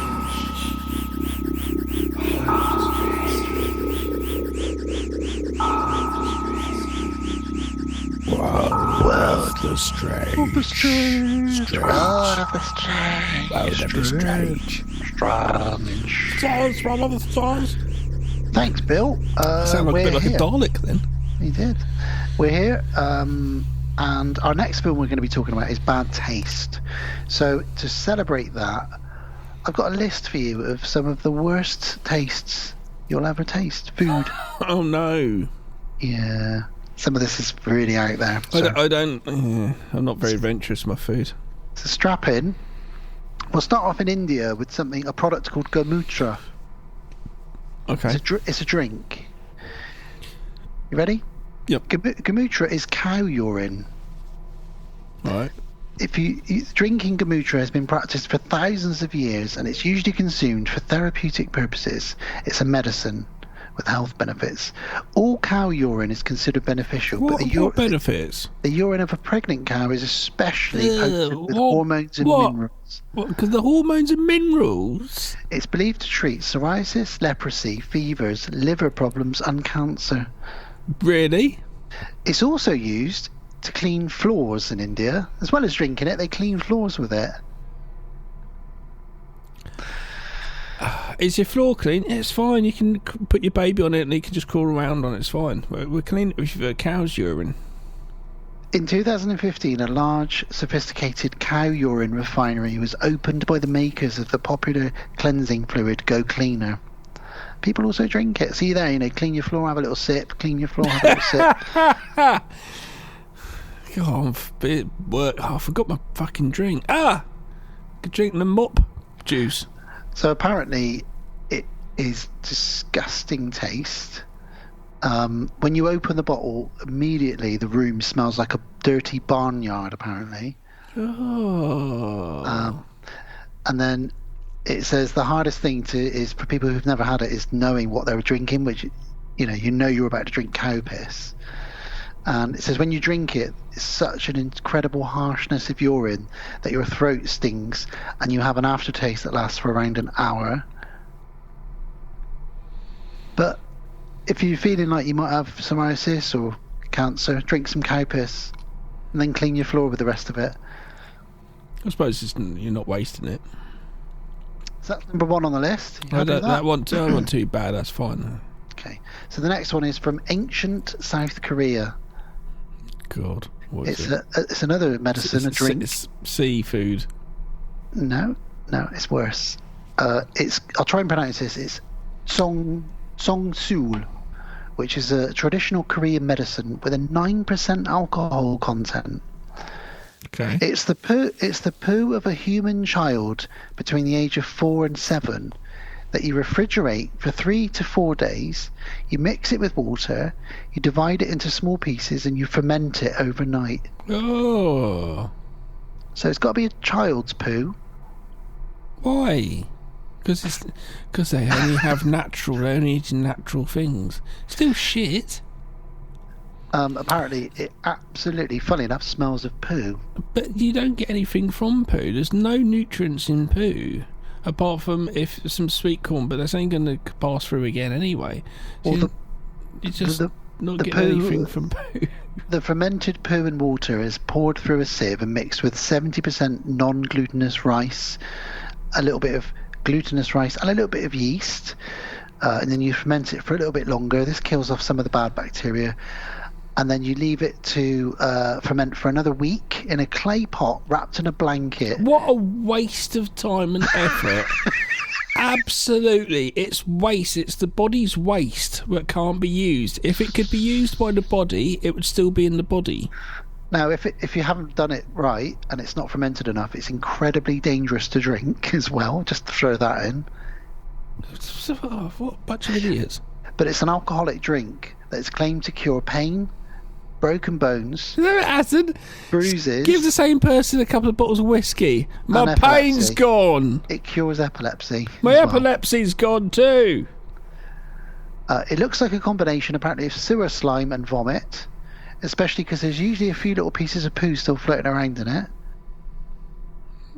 Apparently, the taste is very sour and tastes like rice wine. It has a faint smell of poo and makes your breath smell of poo for many hours after drinking it. And because of the high alcohol content, don't people like get it really anymore. drunk on it. I don't like this anymore. But this is no longer done. This is ancient Korea. This is like people have Because learned. did one day to someone say, what do you want? Why are we what drinking, Are we drinking? children's poo? No, we're not. There we go. Well, let's move on to China. The name says it all. Baby mouse wine. Oh. At least a dozen baby I mice. thought a wine for a little baby mouse. At least a dozen baby I mice. imagined a little baby mouse with a really miniature glass of wine. At least a dozen baby mice are drowned in rice wine. The mice used must all be blind and hairless. Oh. So it's got to be very like a day or old or 2 days old. Right. And then you have to ferment it for a year. And then drink it. It's drunk as a health tonic. Apparently, it cures asthma No, it and doesn't. liver disease. No, it doesn't. Dr. Gav says no. These health claims have never been verified. No, they haven't. Apparently, it tastes exactly like petrol. How do you know that? You know. How do you know that? With the aftertaste of rotting animals. Oh, overall, brilliant. Do you want to taste petrol but have the aftertaste of a rotting Let me animal guess, in it your mouth? costs tons of money as well, so I could be like ripped off. Mouse wine is mostly drunk in southern China. It's among the liquids that have the misfortune of being one of the worst tasting in the world. Apparently, you cannot ever forget the taste if you've ever tried it. And apparently, there's parts of baby mouse skin still floating around in the wine, which people use toothpicks for to pop out of their teeth. Oh, got a bit of baby mouse. No, in the tooth there. It's recommended that you sieve it before drinking it. Let's move on. Okay. I don't Monkey like brain. that one. Monkey brain. That's right. I saw this in Indiana Jones. Yeah. So these are all. Don't forget, this is a list of some of the worst tastes in the world. Monkey brain. Monkey brains consumed. This is very, very old. It's got to be rotted monkey brains, and you can use it in many, many dishes. Now they do eat a lot of strange food in the olden days in China, like bear claws and monkey bollocks and shark and goat's brains and stuff like that. But apparently monkey brain was a delicacy for a while. According to legend, it was introduced to the king soldiers to celebrate the victory of war. We won. Has anyone got a cake? I haven't got a cake, but I've got a monkey brain. Yes, Dan's got a monkey brain. Apparently, you have to kill a live monkey by hitting it in the head with a very small hammer, like a toffee hammer, because the brain's got to be fresh when you eat it. So not rotted, actually. I don't know why that said that above. It's a horrific serving method, apparently. And many sources, it remains unclear whether it's a legend or something that was actually served, but there's talk of it in ancient texts. Monkey brain restaurants have been confirmed by visitors down the back streets, in certain parts of China. Psst, oi, do you want some monkey brains? There's a restaurant down there. Can I have a Big Mac monkey brain, please? Yeah. Do you want some nice mouse wine with that? No, don't know that one. All right, well, there we go. Let's move on then to virgin boy eggs. Oh, I don't like any of all that. Young boys' urine is collected in schools and markets. This is China again. Young boys' urine is collected in schools and markets around the city in buckets placed there by street vendors. Eggs are then boiled in the urine until they're hard.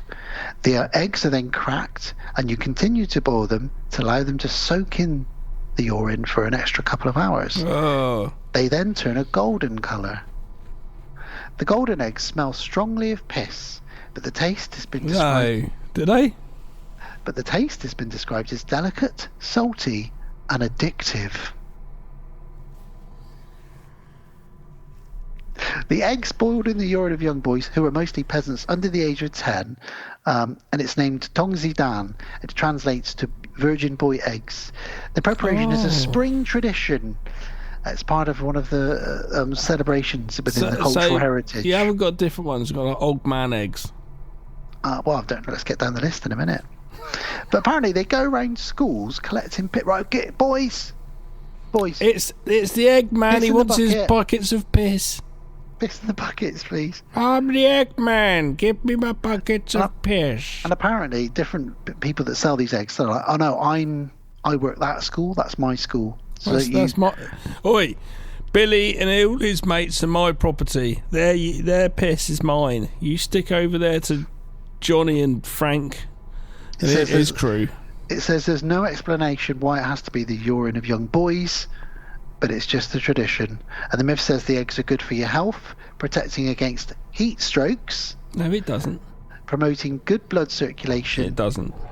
And apparently the smell is unmistakable when someone's cooking them up. It just smells of hot piss and eggs.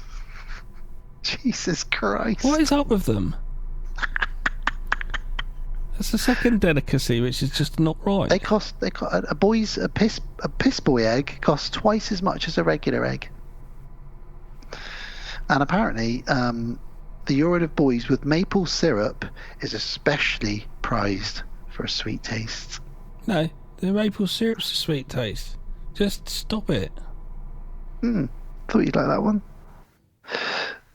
There is a cheese in Italy, Sardinia in Italy, which is allowed to fill with maggots before it's eaten. It's called casa marzu. It's eaten with the living maggots inside it. So people often shut their eyes when they eat this cheese because they don't want to see the maggots wriggling around. It is risky to eat, as the maggots can survive within your body and you can get intestinal worms. The smell of it burns your tongue. That's the smell, not the taste. The smell of it burns your tongue. You haven't even eaten it yet, and the smell of it is burning your tongue. That doesn't seem good. And apparently you can't taste anything for about 3 hours after eating it. So that's putrid cheese. Yeah. Not sure what the health benefits are for that. But yeah. No. That's that one. We've kind of talked about this at some point in the past, I believe. This next one is in Greenland. It's called kiviak. A freshly disemboweled seal is stuffed with 500 small birds. They then sew it shut with seal fat to prevent flies from getting in, and then you bury it and leave it to ferment for 18 months in the snow. Then you start off by cutting back open the seal, biting off the bird's head, and sucking out the juices inside. That's how you eat it. Lovely. You eat all of it. You eat the bones of the birds and everything, because it's all sort of soggy by this point after 18 months. Yeah. That's like when you said about the bear claw earlier. I started thinking about it. And I was like, well, I guess if you boil it long enough, it goes soft. Apparently, it tastes like gorgonzola cheese. People say. Right. Any of these No. that you'd like to try? No. So far? Out of all of these, which would you try at gunpoint?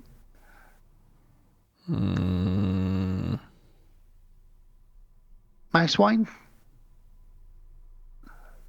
No, it is. I guess it's. Oh god, it sounds weird to say though, isn't it? Little boy's eggs thing. I guess it's a hard one, isn't it? It's a hard one. Oh boy. I'll see if I've got any others on the list. Yeah, but I'm not gonna get through any of them though. I'm gonna puke up 4. Frog juice. Basically, a frog smoothie in Peru. I've eaten frog's legs. Well, there's in Peru they make smoothies out of frogs. They just drink them. They just literally put a couple of frogs in a blender with some honey, some spices, and a few leaves. And apparently, it's one of the worst tastes you can ever have, but a really good aphrodisiac. Fucking hell! Oh, I can't get it up. Have you tried any frog juice? No, I haven't. What's that? Come here. I'll make some for you. Grabs a couple of frogs out the garden. Oh my god, you just killed those frogs. That's Drink disgusting. this. Drink this, you'll have a boner. You got a frog boner. Mongolia. Fancy a cup of sheep eyeball juice? No. It's called a Mongolian Mary. Pickled eyeballs of a sheep are placed in tomato juice. I know Mongolian. You know Mongolian Mary, do you? Yeah. We all know Mongolian Mary. Apparently, it's one of the best hangover cures you'll ever have. No, it isn't. Genghis Khan used to drink it after... Basically, it'll be so worse than your hangover, you'll forget the hangover. Well, it dates back to the time of Genghis Khan. Apparently, he used to drink it when he used to wake up in the he morning. wasn't a good fella, was he? After raping and pillaging villages, he'd be like, "Right, I'm really hungover," and someone would just hand him a Mongolian Mary. I think he gets the count of the most people he's killed. I think it's 60 million. Sheep's eyes contain poison, but pickled, they are safe to eat. Right. You can boil them or have them raw, but apparently the most pleasurable bit is when you finish the drink, you bite into the eyeball and it bursts in your mouth, filling your mouth with all the like a grape eyeball juice. Yeah, it's good, isn't it? Like that one? Brilliant. Don't know how many more I can stomach, Gav. Perhaps we'll do just one more. Yeah, please. You've heard of the coffee that's made out of poop, haven't you? You would have heard of that one. I have now. Okay. Well, there's a type of coffee where... You don't need to describe any more than just the what you said. beans are swallowed by an animal and then pooped out, and then they make coffee out of it. But anyway... Mate, at least you tell me a bit of the process, which was quite interesting. They had a filtration system. Well, the last one on the list, then, is... there's loads on here, but I'm not going to go through them all, like tarantula and stuff like that. But the last one on the list is fruit bat soup. Okay. Apparently, one of the worst tastes in the world. Fruit bats. Do you want to buy this? Is it good? No. It's one of the worst tastes in the world. Perfect. Served in Thailand, Indonesia, Vietnam, and Guam. Most commonly eaten bat is a fruit bat in this, and they make it into a soup. Again, lots of health properties. Helps stop the amount of toxins building up in your body, and it can help you with Parkinson's, Alzheimer's. I mean, if this was all true, we'd all be drinking fruit bat soup, wouldn't we? Yeah. Apparently, the taste is absolutely disgusting and best avoided all round. It was basically, they're like, what are we going to serve today? Don't know. Go out the back. What is there? There's nothing, but there are some bats. What? Dead? No, they're alive. Well, all right. Make soup out of them. All right. Get Frank there to go and tell people, oh, have you tried the bat soup? It's good for bad eyesight. Get some bat soup, don't you? I've skipped through. I have missed out bull penis. You've explained enough. The Rocky Mountain oysters. You must have heard of that one.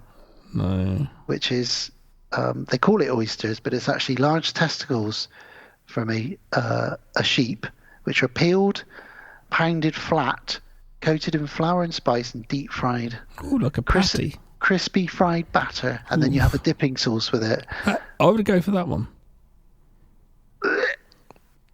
I could get away with that. Well. I could get away with that. If you've got a dip and it's in batter, put something in batter and give me a dip on there.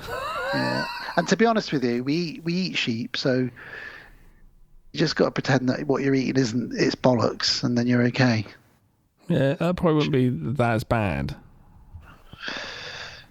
Anyway. Actually, it's bull testicles, not sheep's testicles, sorry. But it's still a cow, do you know what I mean? There we go. So that's what Bill's got on his tray. Thanks, Bill. We won't be eating any of that. Thank you very much. Thanks, Bill. I really appreciate you taking the time to source all of these. Some of these 200-year-old recipes. No. Some of them they don't even make anymore. What I will ask you, Bill, is where the fuck did you get loads of 5-year-old boy piss? Yeah, I don't. We're not going to wear that. We're not going to wear that. Okay, cool. All right, well, that's Word of the Strange. Things that taste bad. Talking of things that taste bad, here is a trailer for bad taste. But Bill, take us out of here and we'll go into that trailer. Things that make you go, That's all the time we've got for this week on World of the Strange. Next week, though, give me Ira. Hairless pets. Weird.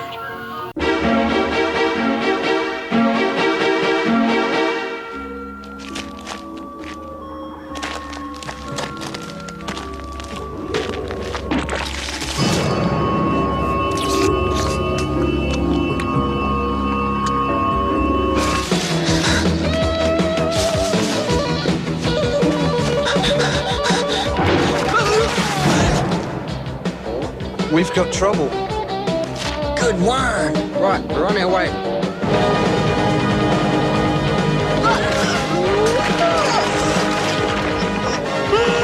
Tomorrow we're having you for lunch.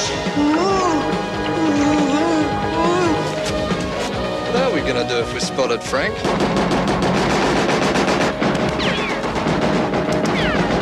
Go, Frank!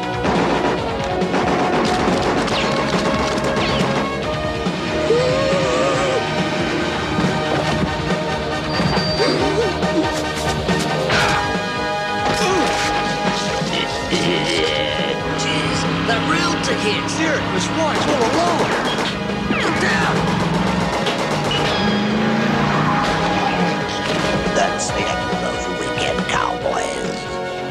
What's up, boss? You go on. I'm gonna go back and stop those Bankers.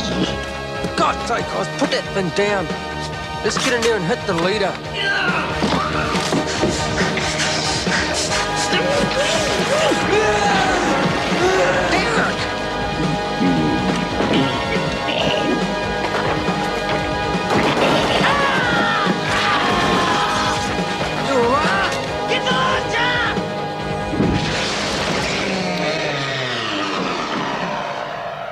Bad Taste from 1987, rated 18. Nice, tidy, hour and 31 minutes. The population of a small town disappears and is replaced by aliens that chase human flesh for their intergalactic fast food chain.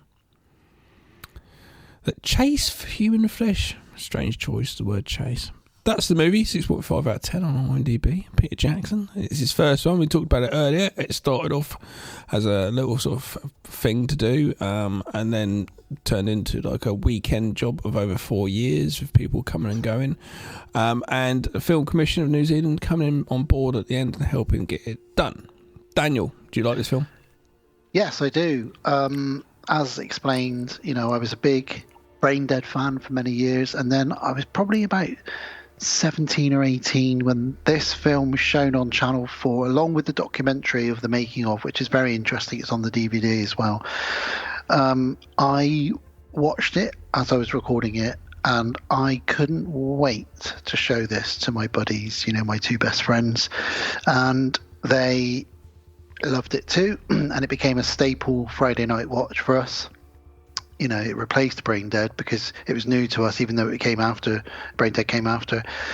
And the making of it and everything about it, it was years before I realised Peter Jackson was playing two characters in this film as well. He plays two of the roles. It's so low budget, but also such an homage to the A-Team, Rambo. It's a bit more of an action gun sort of than a splatterfest, which he's known for. Although when the gore hits, boy does the gore hit.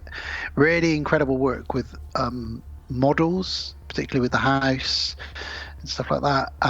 Really great creature design, and you wouldn't believe that he made all of those in his mum's oven. They had to have takeaway on the days he was making latex masks and gloves in the oven.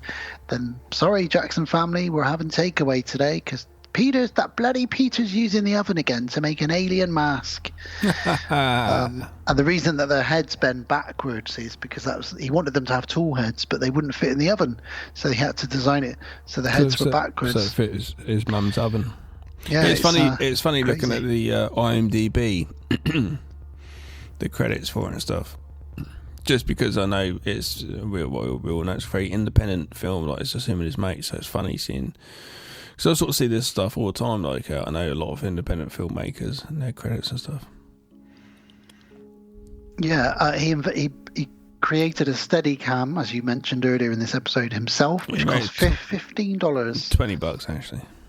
Oh, okay, 15 New Zealand dollars. He just did it, and it's rudimentary, but it done the job enough for him to be able to run with a camera. I'm going to go on record as saying this is probably more guerrilla filmmaking than even Evil Dead was. I was going to say, or even Gorillas in the Mist. It's more guerrilla than Gorillas in the Mist. You don't get much more guerrilla filmmaking than that.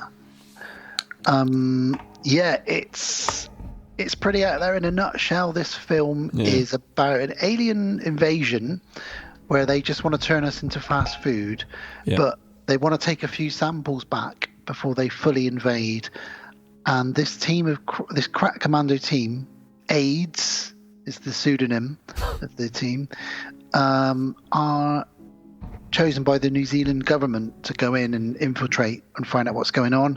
They get involved in a big battle against them, and we get to see some amazing practical effects. Yeah, and that's what this film's about, really. It's loads of stuff. Like when the house blows up at the end, it's obviously a miniature house, but it's just really nice, just the way it's done. It's very, it's almost like, in a way, Ray Harryhausen's films were, just the way, like, all of a sudden you dip into that, and this sort of does that a little bit with this, and I don't know, it's just such a great film. It was, like you say, like this and Braindead in my head were just the same movie together. Do you know what I mean? They were both the films I'd watch together. I don't know which one came first or not, really, for me as a viewer. And but yeah, this was like my favourite. I don't know. And then when you find out how he made it, it's like, wow, so you could just with your mates make a movie. You're allowed to do that. Like, you've just given me the keys to the door. Like, yeah, go ahead, make a movie. It's like, okay, really, Something else that really stands out for me, the shadow of death might not even exist if it wasn't for bad taste. That's true. Something else that stands out for me is somehow, although it's very, very novice acting in it, it's still funny. It's still got some really good quotes in it. It's good scripting, but also that some of the guys from the crew, the boys, they're quite funny and they act quite well, and it's all tongue in cheek and nobody is taking it too seriously. But it's got that Kiwi sense of humour that I absolutely love, which we've seen in things like What We Do in the Shadows and and stuff like that. There is a particular sense of humour that the Kiwis have, which is like a bit of a mix of a British and American. They're very good with a dry delivery. They make everything seem a bit sort of run down. Yeah. The way they deliver stuff is so funny. It's another bloody alien invasion. It's a definite humour that we can relate to as in Britain. And it's got some really weird stuff in it, which I just kind of go with, like the Beatles car. I've never questioned what the fuck that is about. Yeah, I questioned it for this. I didn't put it in the notes really. I might have done, but it is a bit like, what is going on with that? Like, what? That was an actual thing. Like, what? They were just like, we've got this, cool, let's use it. Like, yeah. What is it? I don't understand. He's also done a really good job with the gun muzzle flashes. And who wants to stand up to drive? It's awful. Yeah, the gun muzzle flashes are good as well. Yeah. Which really sells the weapons. And again, when you watch the Fablemans, this was all what Spielberg was doing at a very young age. His friends were, how did you make the guns look like that, Stephen? Was he putting pins in the film? Yeah. Yeah, pin. It's great. Right, let's get into it. So, we kick off with a phone call reporting that there's been an alien invasion. Again, I don't understand why this guy's got a little finger on the end of a stick, and then he uses another finger to light a cigarette. It's also this bit here, and the guy with the suit, like the boss kind of guy. It feels a bit, for me when I was younger, before pre-internet, before you're a bit more closed off, felt very exploitation like. Yeah. It felt kind of like the Australian type sort of films, some of the sort of random 80s ones, a little bit in that film with this guy, and in a world you don't really understand. So for the fact that he's got a finger on a end, you're like, yeah, I'll go with it because I don't understand that world. Yeah, there are some things in this that are just so weird, and it doesn't really matter. Yeah. Question it unless you're reviewing it like we are. But essentially, they call in the boys, as they call them, and here we go. So we get a Barry is our first member of the boys that we meet. Barry, go on, Bazza. Barry. And Barry is being chased by a blonde man with an axe who seems a bit of a zombie. What's going on there? It's an alien, guys. It's an alien. And all this is like the Steadicam stuff, so it's not bad. It's fine. I love the bit. There's a bit where he goes into. It's great. He goes into a shop and the camera goes to the crane that they've made, and so he goes into the shop and the camera just goes really high up, and it's just little things like that. I've written that right here. Little things like that just give it, as they do, they just give your film so much more production value. Just gives it a scope. You just go outside and go, wow, there's something in here which is better than just that it goes in there. Then you cut to the next shot, then it's just a little bit more thoughts and effort's been put into it to try and make it like a proper film, and it works. They use this crane, this shot. The crane for different things. Like there's a scene where he's on the edge of a cliff, and rather than just shoot from the side where it's safe, they put the camera around the other side of him, so it's like we're off the side of the cliff, and you can see the cliff drop below him, and then he's talking on his walkie-talkie at one point. It's just like you said. It's some of these shots are quite majestic and sweeping. They're just really. It's basically creativity, a budget, and someone that really wants to make a film has watched films and gone, okay, I can see. Oh, this is like a James Bond movie. They might sort of do that. How'd they do that? Oh, it must have like a crane or something. Okay, and it's someone who's just spent a lot of time thinking about the art. So Barry is chased onto the beach by this blonde guy with an axe. Is all the audio in this ADR, do you think? Because it was a lot of this was going to be hard to get like good mic'd recording, especially on those cliffs with the wind. You know, you can have a big boom, like a Fox thingamajiggy, a Fox cap. But at the same time, thinking what budget he had then, he probably might not have even had a mic, so it would have been ADR later on possibly. I've never thought of that. Probably some of the outdoor stuff with the wind. A lot of it sounds like ADR, but yeah, some stuff might be. A lot of it sounds like ADR, to be honest with you. Well, he shoots the guy in the head. Nice headshot there, and he blows his head off. The effects. Headshot's the only true stopper, says Derek. Yeah, because Derek's on the walkie-talkie going, watching. He's coming after you, Barry. He's giving him, he's doing like a commentary, isn't he? Yeah, he's like, he's coming to get you. He's coming to get you. He's going to get you. All right, I'm just going to go over here. And he's trying to get away from this guy who's not saying anything, wandering along with an axe behind him with evil eyes staring at him. And he says, you're going to have to shoot him. A headshot's the only real game, like, guarantee, or whatever he says, you know. And he blows his brains out, and he goes, oh, wow, look at that headshot, Barry. That's great. It's just you doing that and us and just going back to it with the impressions. It's just perfect, isn't it, really? But it's not a headshot like you normally see. So to describe it, it's like from the top lip up is gone. So you've got a bit of like spinal column sticking out, a little bit of brain stem. It's cool. It looks good, and the blood's pumping out. And he goes, oh, Christ, I've got blood on my strides. He gets a bit of blood on his trousers. And we get the title for Bad Taste. Bad Taste. And yeah, Derek's been watching this whole thing through his binoculars like a pervert. He's very good. This is Peter Jackson as Derek. He's very good at playing that kind of nerdy, almost a bit of a pervert, wants to get his gun out at every opportunity. He's a bit of a liability. We get the credits. We get some silly music playing. And then we see that Derek's got a live specimen hanging on a rope, which he's got like just hanging off a cliff, tied by its foot, and that is also Peter Jackson. Yeah. So Peter Jackson's got Peter Jackson hanging off a cliff, which Peter Jackson's filming Peter Jackson and having Peter Jackson hang off a cliff. So he would have shaved his beard off for all the shots where he's Robert the alien. Well, filmed them on different weekends. So done that, then grown a beard. Well, had the beard, shaved it, whatever way did it, and then shot all those bits. So yeah.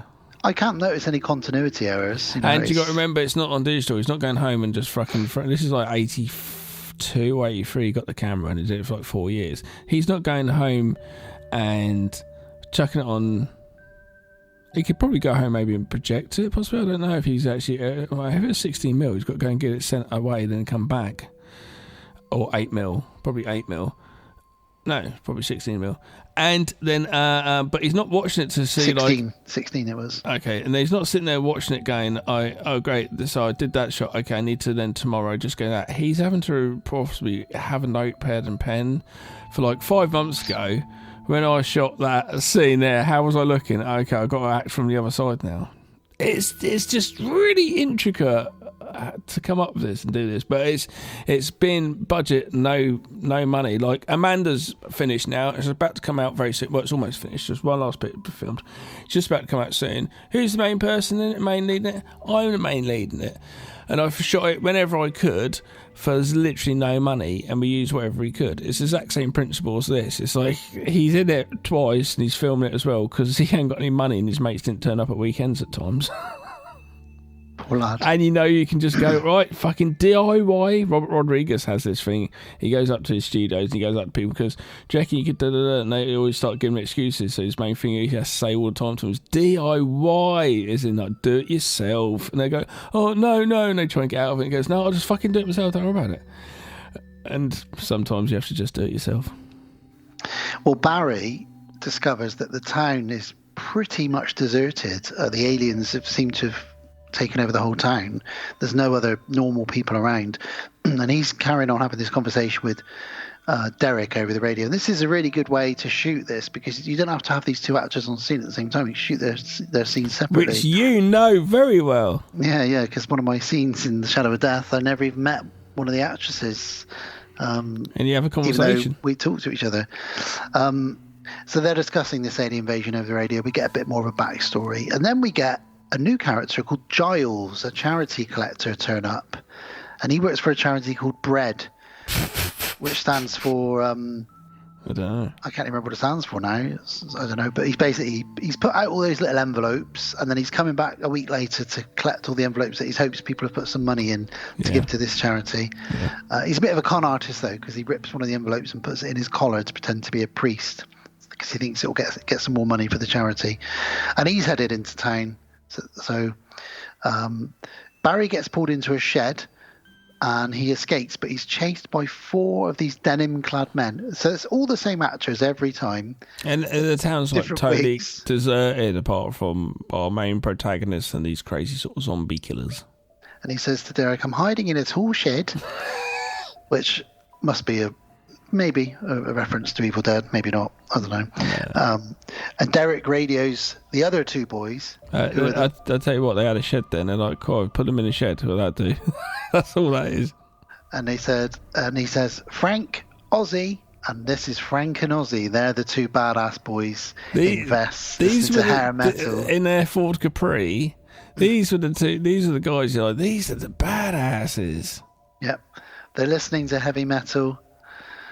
And Derek radios them and says, look, the whole town has been deserted. There's just a few of these aliens left.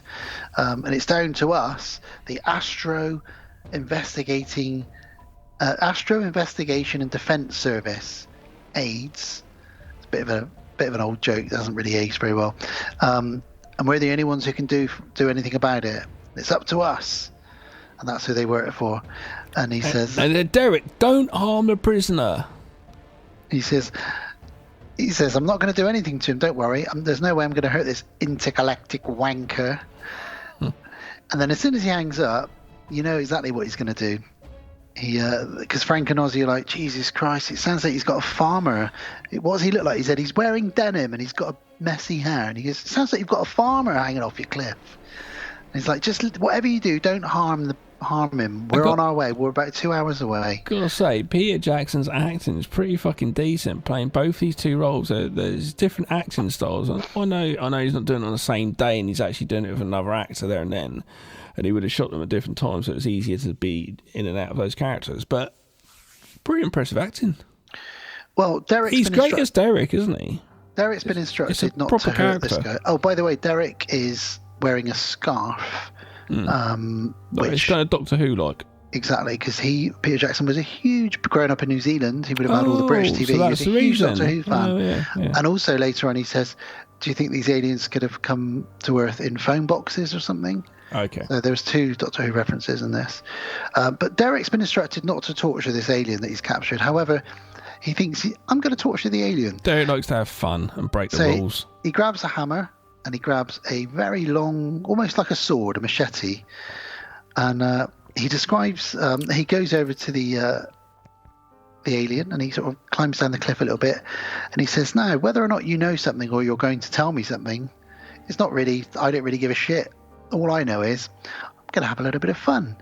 So let's get the old ball rolling, shall we? And he starts tapping the machete into the sole of this alien's foot. Ouch. We'll cut away from that and we see that Barry is now surrounded. Barry basically does a commando. He's like Schwarzenegger in the shed and he looks around and sees what tools he can use. He gets a pitchfork. The door opens up and he goes... Hang on. Before the door opens up, yeah. They're using a battering ram to batter the door in the other. Oh, with their mate's head. They use their mate's head as a battering ram. How amazing is that? It's just so funny. So, because they're all a bit brain dead, these guys, and he's just bang. He's got bang, and his head's just mashing into the door. And they basically he goes to the door, slams open, and he has a pitchfork, and he steps forward to stab this zombie type character with a pitchfork, and he gets caught with the shirt behind him, and goes and then just goes back, and the door shuts, leaving the alien zombie character kind of just confused. Is he supposed to attack me, or am I attacking him? I don't know. My brain cells are not there. Yeah, it's very sort of. It's quite comical. It's I'd say this is funnier than in the Frighteners. Yeah, this is funnier than the Frighteners, for sure. It's really well done, humour and horror, and humour and horror mixed together and done fairly well is a hard task. Now, sadly, because Derek has started torturing this alien hanging off a cliff, he then lets out a huge scream, which is like a signal to the other aliens, and they all turn around and they start heading towards Derek. Leaving the fella in the shed able to get away because they all of a sudden just left. And they all grab these hammers, except there's this one little tiddly hammer, which is like so small. Hammer. And this guy goes, ooh, just gets that and just runs off, and he's going to use that to try and bash, and he bashes it in the midair. They do remind me of some of the zombies in Brain Dead, the way that they act, and obviously that's Peter Jackson directing, but, especially that biker zombie in Brain Dead who's like, it's just so silly and so fun. So Barry radios Derek and says, he's saying, Derek, whatever you're doing up there, they're all coming to you. They're all coming to you right now. But Derek's busy. But he's not listening. He's having too much fun. So they get these other ones, at least 3 of them come up to them. And there's like a sort of really great action sort of scenes here. And the camera work and the editing sells this so well. It's so done really well. And we get that Peter Jackson trademark where some blood squirts onto his glasses. It looks really pussy and thick. And then he sees the aliens coming up through the woods towards him. So, Derek's don't run. Well, he pulls his gun out first of all, and it's not fully. I think the safety's on, so he just makes it for a laugh because he knows that they got no brain cells. He just goes and he just pretends to do really the sound effects of the gun. And they go because they think they're being shot, but they're not. And then he goes laughs at them, and then trips over trying to put his fucking thingamajiggy into the gun. His clip into the gun. Yeah. Well, he eventually does get the machine gun. He slips in shit. That's what he does. He slips on a cow shit. He's surrounded by these aliens, but he starts shooting at them. One of them keeps coming at him even though he shot it, and his gun goes right through its stomach and out of its back.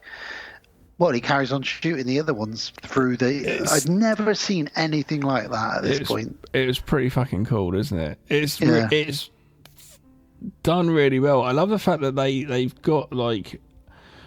We've been doing it recently. We've been prepping for a new film where we're going to use a lot of assault rifles and handguns, and we've got a load of like BB ones and just different type fake ones, and it's so cool it just makes the character just absolutely, you know. And these ones, they made them themselves. Peter Jackson made the guns out of wood and painted them black and stuff, and they're so good. But it just works so well for him to then do that and go, tell you what, he could fall on me, I could just shoot through him. And it is in a couple of horror movies here and there, but it just makes this movie, though, so much better. You're like, this is such a fun film, you know. And he ends up shooting 2 more of them while his gun's still stuck through this other alien. He manages to pull the gun out, and he's surrounded them by guys with sledgehammers. So he thinks, well, I'm going to have to climb down the cliff. These shots with the crane and all this stuff look so good the way they've done it, so it looks like it's really fucking scary. Where obviously it would have been safe, but the camera's at an angle. Well, you can tell as an adult now, I can tell that's not a very steep cliff, but the way they shoot it's the way it's been cut together as well. Yeah, the drop looks really steep. But as he's climbing down, he realises the rope has been cut and the alien that he had tied up isn't there anymore. They start swinging their sledgehammers at him while he's like hanging down this cliff. One of the guys swings his sledgehammer back, and it slaps into the alien's behind him's head. Yeah. And then the arm comes off. So this one alien's walking Loads around of with gore. a sledgehammer in his head with an arm attached to it. What do you think his love, Peter Jackson's love? Obviously, liked stop motion animation and stuff. Where do you think he got this gore love from? What movies do you reckon? Texas Chainsaw Massacre? Well, he likes Romero. It's got to be Texas Chainsaw. And he was a huge Romero fan. Romero Then Texas Chainsaw, you don't see anything. Yeah. So yeah, you got to be Romero. It has to be the zombies in Romero's films, and basically Tom Savini. Tom Savini's gore is what he's going for here. Yeah. Robert is actually the alien that he had tied up. Is actually hiding behind the bush. He jumps out and he kicks Derek off a cliff. We forgot to say the line, I'm a Derek, Derek's don't run, which is a brilliant line. And Robert falls off the cliff and shouts, Mummy! And how good is the dummy? How good does this look? And the dummy do you remember the last movie we watched last episode? And there's a bit where someone fell for so long, and I said to you, it's 13 seconds long. It's James Bond, yeah. That was awful. This is really, really good. And what sells it is the dummy really looks so good, and then when it lands behind some rocks, and they obviously had like a blood splurt, because as it lands, then you just see this big to indicate. And it's really good. And we can't not mention how good the fight is. Peter Jackson fighting himself on a cliff's edge. Yeah, it's really good. So good. Yeah, and once you know, I mean, I didn't know any of this the first time I saw it, and then I watched the making of, and that gave me an even bigger appreciation. Yeah.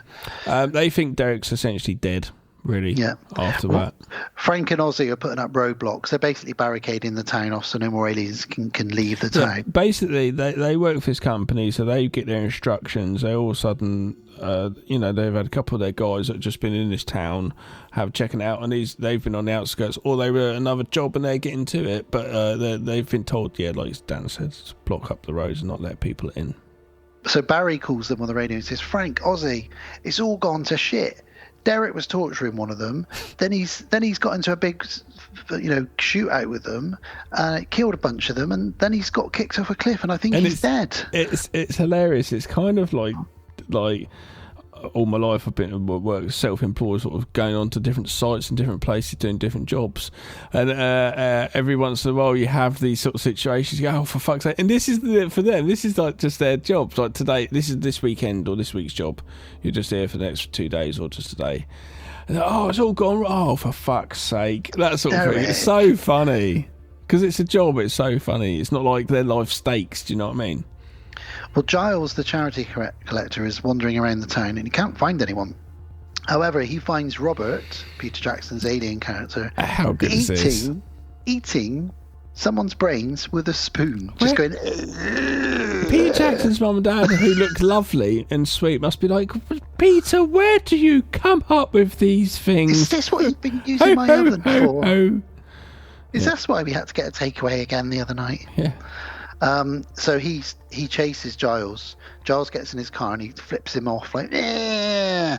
But then the car won't start. And the window doesn't do up. It's an old winder window with a handle rather than electric, because this is early 80s. So Robert shoves his hands through the window and he gets his hands stuck, and they drive off with his hands in the window. Eventually he kind of falls off the car. Giles manages to escape, so that's that. And then Barry says, I think I've located the base. It's a huge sort of mansion in the woods on top of the cliff. So I think this is where they're all headed. So if you guys get here as soon as you can, we can go and scope the place out. So he's feeling about, and again, in hindsight, none of these guys are interacting with each other other than Frank and Ozzy. None of the others are actually interacting with each other. It's all done over the radio. It's a really clever way to shoot this movie in weekends over 4 years, isn't it? Yeah, well, yeah, absolutely. And there, obviously, he's taken total advantage of his settings of what you've got over the cliff's edges and all the locations and everything you've got, and it works really, really well. It just comes across really good. Yeah, and also Giles is heading up to that base as well because he's escaped from Robert. Giles knocks on the door. You're right. This scene now is Texas Chainsaw Massacre, because he knocks on the door. There's no answer initially, and then a huge man appears who comes out of nowhere, cracks him in the head with a big hammer and drags him along. Which is Texas Chainsaw Massacre. Exactly, yeah. So there is definitely some influence there. And again, Barry's watching all of this through the binoculars. He's seen this charity collector get smashed on the head and dragged inside now. Yeah. Giles then wakes up in a cauldron with an apple in his mouth. This is now he's got divorced. He's come back. Yeah. Oh, guys, are you still making that film? I know I thought I was too good for it before, but that's because my wife at the time was telling me I was too good for it. Then she's divorced me, so fuck that bitch. Robert's in there in the kitchen with lots of aliens, and they're all looking at him going, ooh, basically saying we're going to eat you, but not. And then Lord Crumb comes in.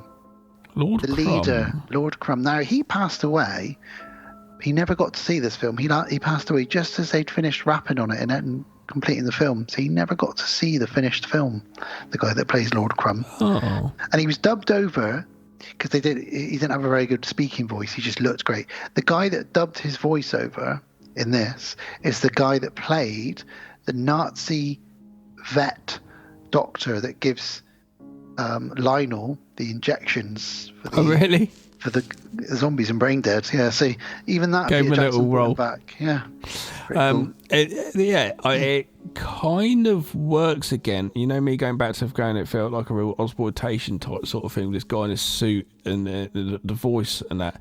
The fact that now you say, yeah, ADR voice on top of it, it just makes it more not completely right. Do you know what I mean? A little bit out there. So film for Sunday night, 1:00 in the morning, movie. What's going on? Fever dream time. Yeah. And Lord Crumb basically says, "You're a delicacy where I come from, and we're going to eat you." So it's a bit like Phantasm in a way as well. And he says, he's talking to the others. The others we can't understand. Very Texas Chainsaw Massacre. Because all the others are like, and they're all talking, but we don't understand them. But only Lord Crumb speaks English. So yeah, he says we're going to eat you all basically. So that's what we're doing. We're boiling you in a pot, and it's a delicacy. But when he's in that room in the pot, and Peter Jackson's in there as the alien character, and he's got a sweet look on his face. Yeah, and the other guy, and the chef just looks at him and goes, with a finger across his neck, saying like, "You're dead," and walks out. Peter Jackson's got a knife, looks and goes, does it, and he slits his own throat. He doesn't actually kill himself, though. Yeah. And there's like a really sweet relationship between those two, where it's almost like the chef is his dad or his big brother, because they look after each other, don't they? Especially later on. Those two could be a character. They are basically Leatherface, aren't they? Really? Yeah.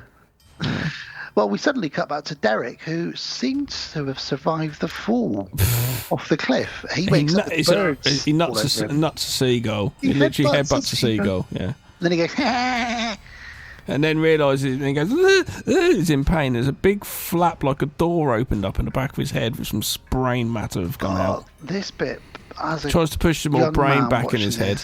Well, he picks up what he hopes is his own brain, but it's probably a piece of seagull brain. See, the fact that this movie is so raw, I could see that those effects is not actually brain. I could tell that. If this movie had been a horror production, I would probably been gagging or puking watching some of this film, you know. Like bad taste, brain dead goes there, I guess. So, like, this is something that he'll do throughout the movie now. Whenever his head flap opens, he picks up whatever's around and shoves it in. Later on, he shoves some alien brain in there as well, because he's not thinking straight, because his head... And every time that flap opens, he has kind of a bit of a spasm as well. And then he has to strap it. But later on, he puts a belt around it to keep the crack in his head shut.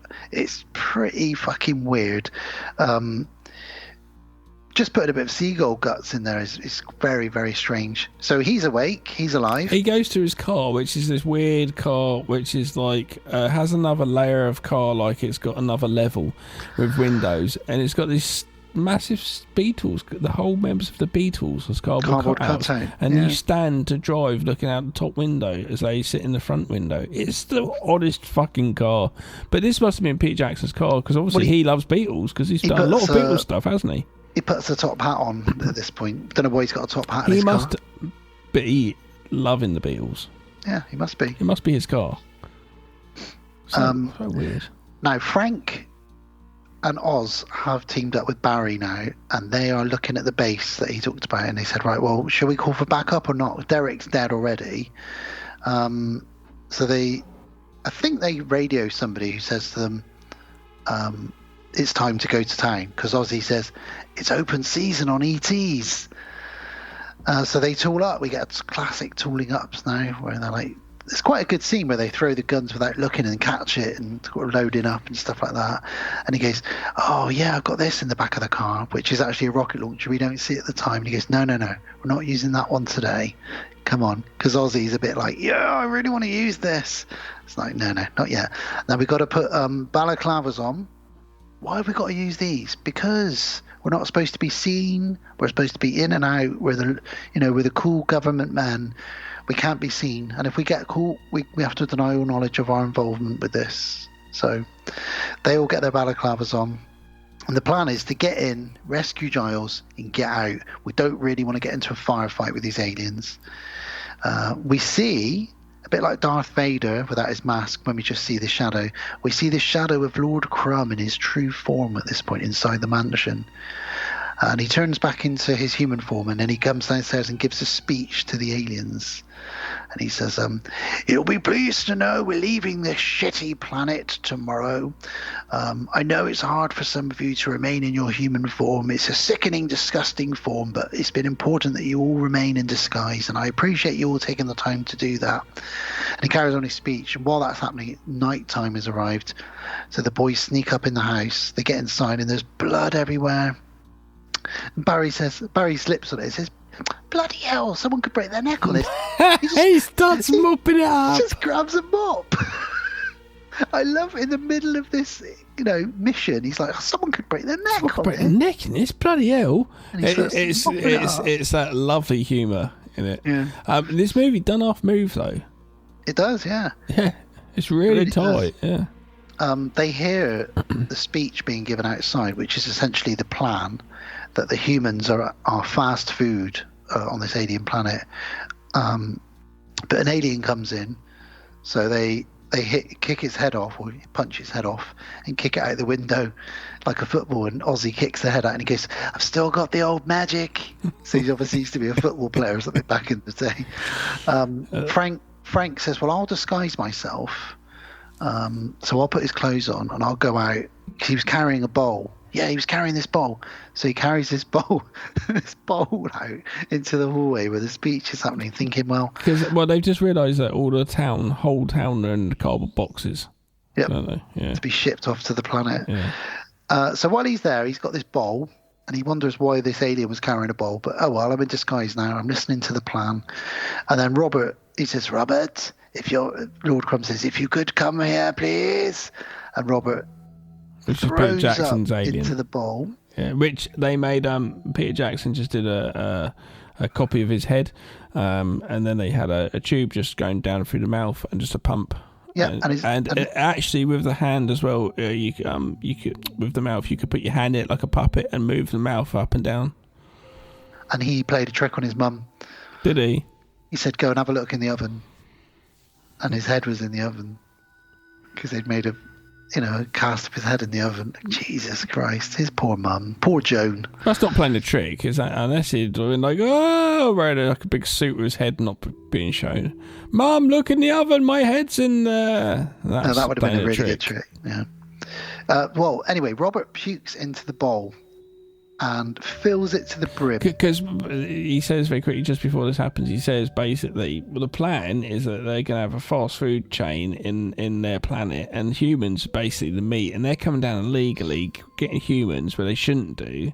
It's like using a horse for a beef burger.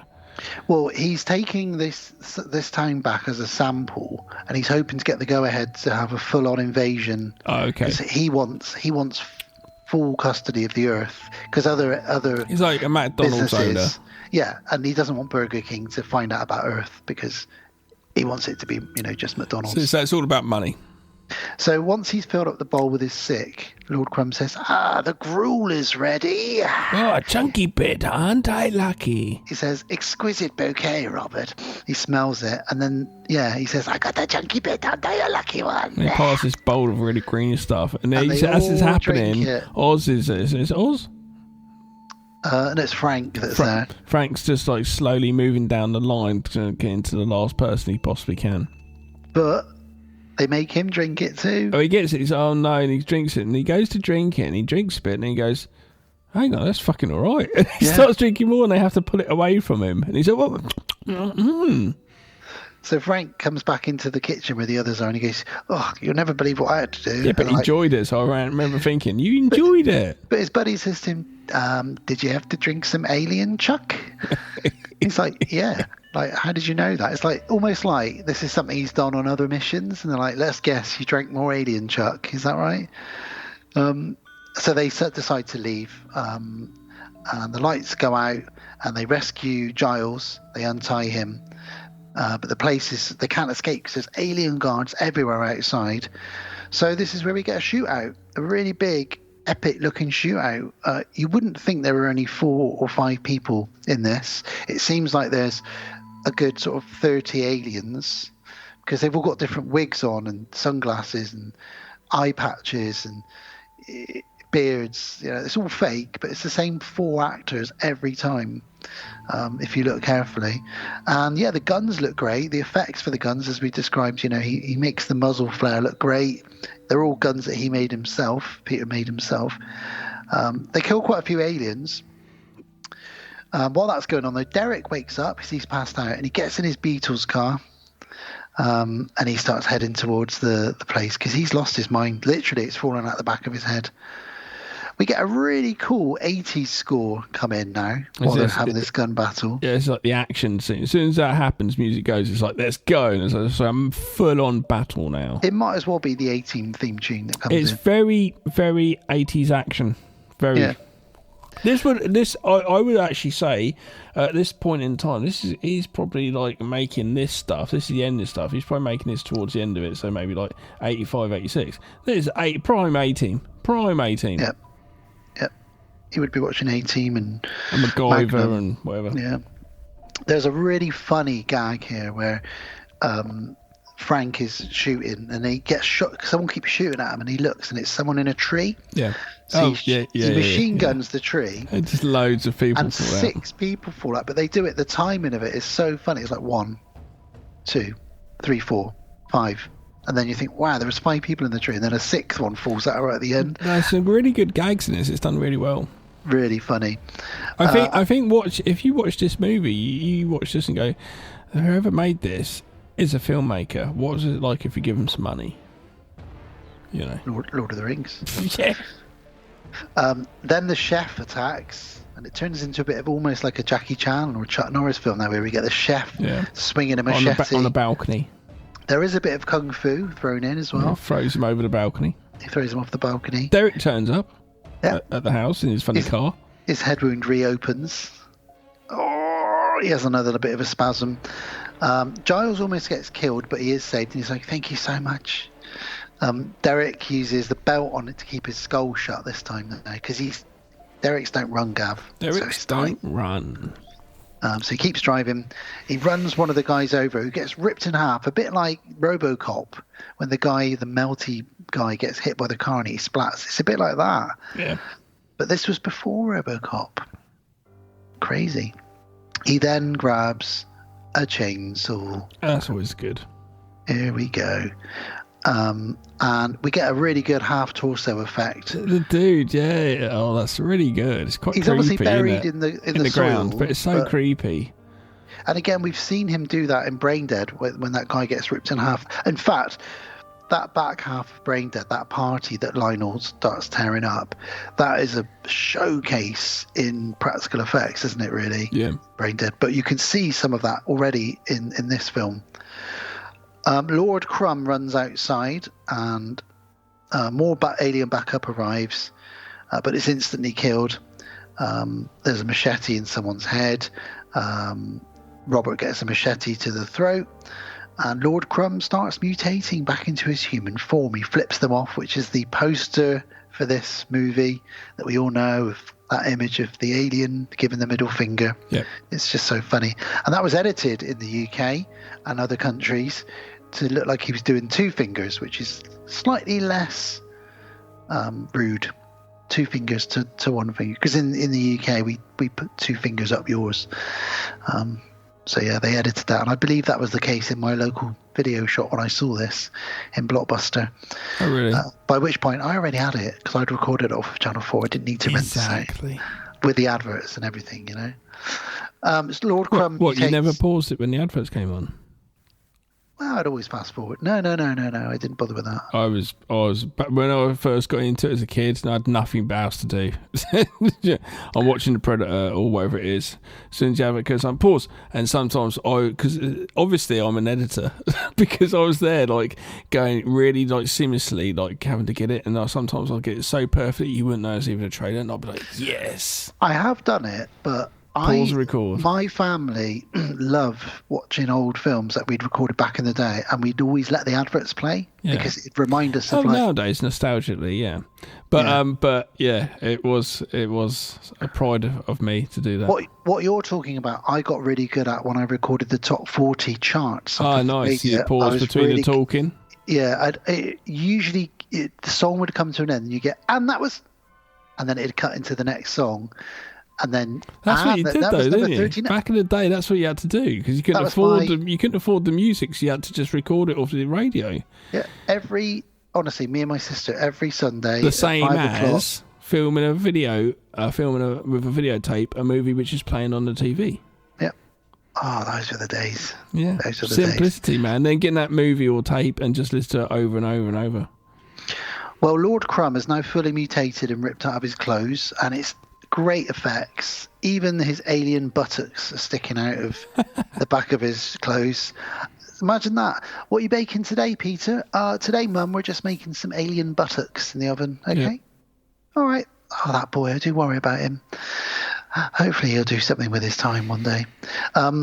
Yeah, so the boys and Giles run off into the woods because they're chased by the aliens. They jump in the car and they speed off, but the car breaks down.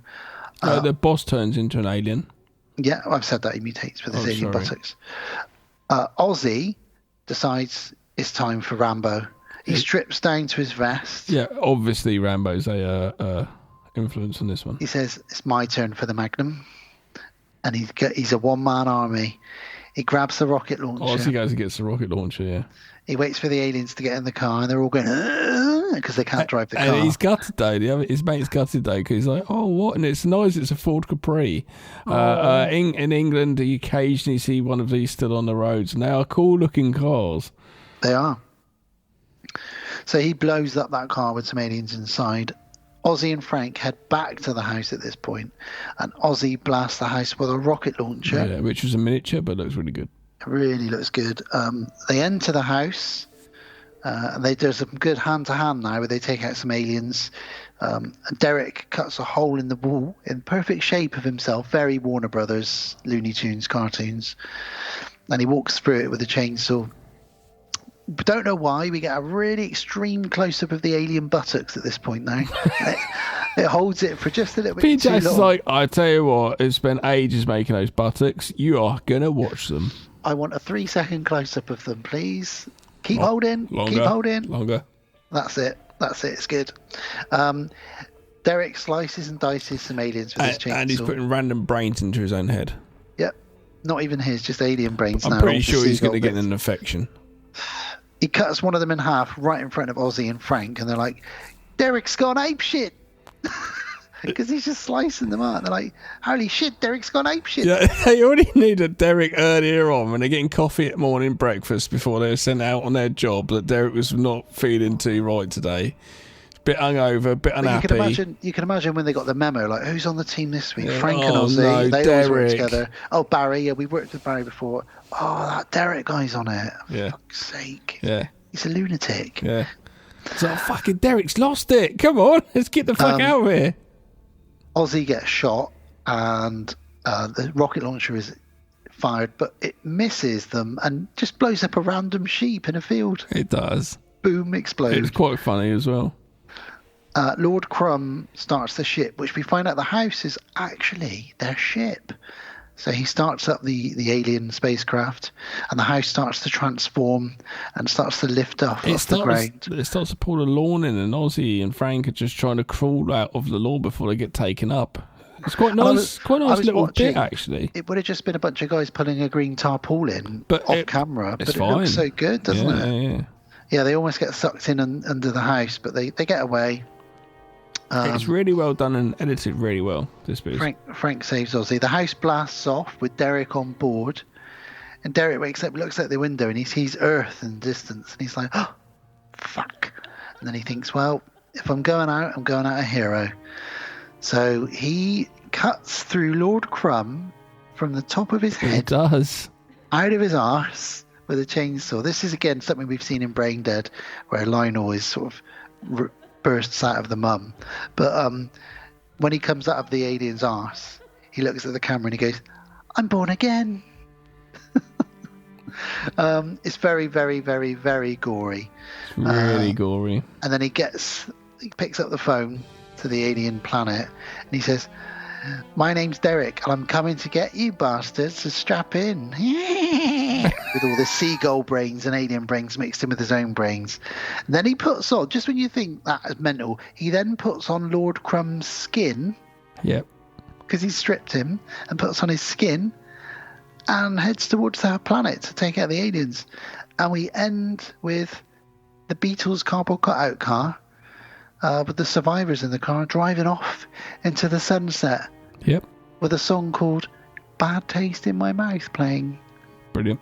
And we've honestly torn through that. It's a 90-minute film, but once you press play, it's over in 10 minutes, it feels like. They pack so much into it. It's really good. Guys, if you've never seen Brain Dead, there's multiple reasons to watch this. If you've never seen it, go watch it. If you haven't seen it for a long time, go watch it, bearing in mind, how cheap it was to make. If you're interested to know how Peter Jackson or any filmmaker gets their start, go watch Brain Dead. If you're interested in guerrilla filmmaking or practical effects, go see this. See what can be done over 4 years on a weekend, every weekend. It's incredible. It's really good. It's probably the best indie guerrilla film. Really, and it's not American. It's a Kiwi film as well. Yeah. It's funny. It's funny. You could, if this was like a more of a Hollywood production or something, even just some other people involved and stuff, you could see people have been like, "Oh, don't do this, change it." This is just all Peter Jackson's head. It's great. It's absolutely crazy. Here we go. All the dialogue in the film was dubbed in post-production. Part of the footage they shot didn't have any sound, so they were shooting with no sound a lot of the time. And once the New Zealand Film Commission funded the remainder of the film, he hired a sound camera So they actually had a really decent camera. So he actually didn't have a sound camera for part of it, which is crazy, really. Yeah. However, Peter Jackson nor any of his crew knew how to use the sound recording equipment anyway. So even with the sound camera, they still dubbed over because they couldn't use it. They didn't know how to use the sound camera. That's hilarious. Here's a wicked camera. We don't know how to use it. Do you know how to record? Yeah, that'll do. We'll just do that then. Great. Yeah. It's so funny. Yeah, there's so many facts on this and stuff like that. You know, I'm not going to sit here and go through all of it. It's just a fantastic film. Well worth checking out. Fingers, thumbs up. Fingers and thumbs. Fingers and thumbs and alien bums. Up in the air. Wiggling around. But look, Peter Jackson, let's round up with him before we go into our outro. Peter Jackson started off with this film. And it just goes to show if you want to be a filmmaker and you've really got the heart and the time and the imagination, you can one day direct a Lord of the Rings type film. If you there's obviously a little bit of luck in there as well, but this is a guy who has the drive to get to where he is now. He's considered one of the he's the 6th highest grossing director of all time. It's drive and talent and skill. There's only 5 directors that have earned more money than him in the world. It's crazy. James Cameron, Spielberg, a few others. Check it out. Peter Jackson's fun. Let's get out of here. It's getting late. Yeah.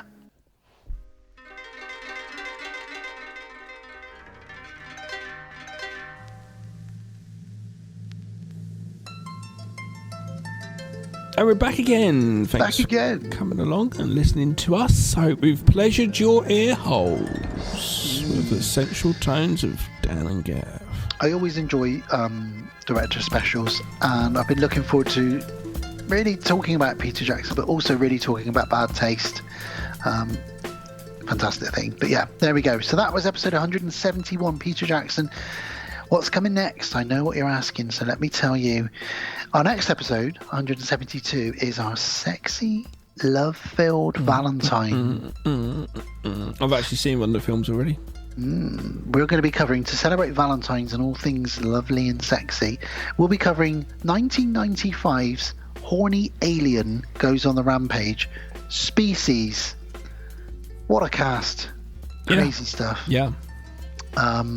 We'll also be pairing that up with something I've never seen from 2009. Gav's recommendation, The Loved Ones. Sorry. It was a recommendation from many years ago, so I hope you still like it. It's been a long time since I suggested it, so yeah. Well, that's cool. Well, we're going to watch those two. After that, it's a patron big.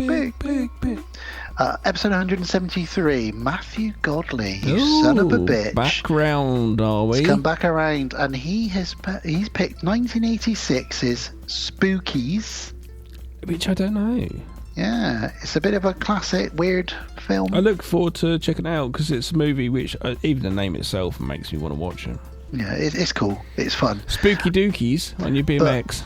But that'll be the bit of fun because we'll be pairing that up with Stanley Kubrick's A Clockwork Orange. Well, I know. From 1971. Jesus. Now, I think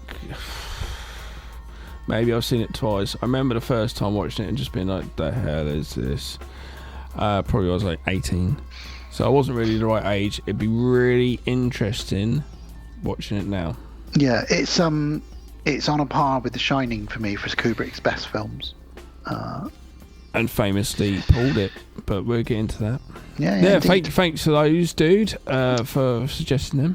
Yes, and then after that, our 174th episode will be a actor special. Oh, that's interesting. We're going to be honouring someone who's been in a lot of our favourite horror films, and that is Mr. The Chin himself, Bruce Campbell. Oh, okay.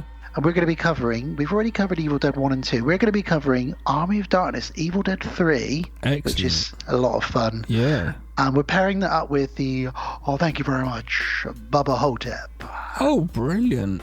So we're covering, we'll have a look at Bruce Campbell's career, his back catalogue, what he's done, what makes him so interesting. Amazingly, because I discovered that Army of Darkness is the best ever gateway film to horror for children. Dan, I suggest you can let these kids not yet. But this is really, really accessible and not scary because you can see it's not scary, but it has horror. It's really good for that. Honestly, I think it's the best gateway film into horror for kids. And for me, it's probably the funniest Bruce Campbell's been in a film. He's a funny guy, but in Army of Darkness, and they obviously had much more of a budget. He's just hilarious. Every line he says in that film. Elijah thoroughly enjoyed this. So if I say to him, I've got to watch that movie, what's that? And I explain, go, oh yeah, I'll watch that with you.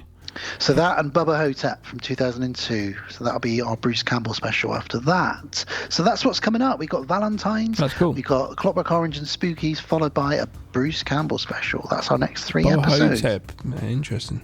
Yeah, it's going to be cool, man. It's going to be cool.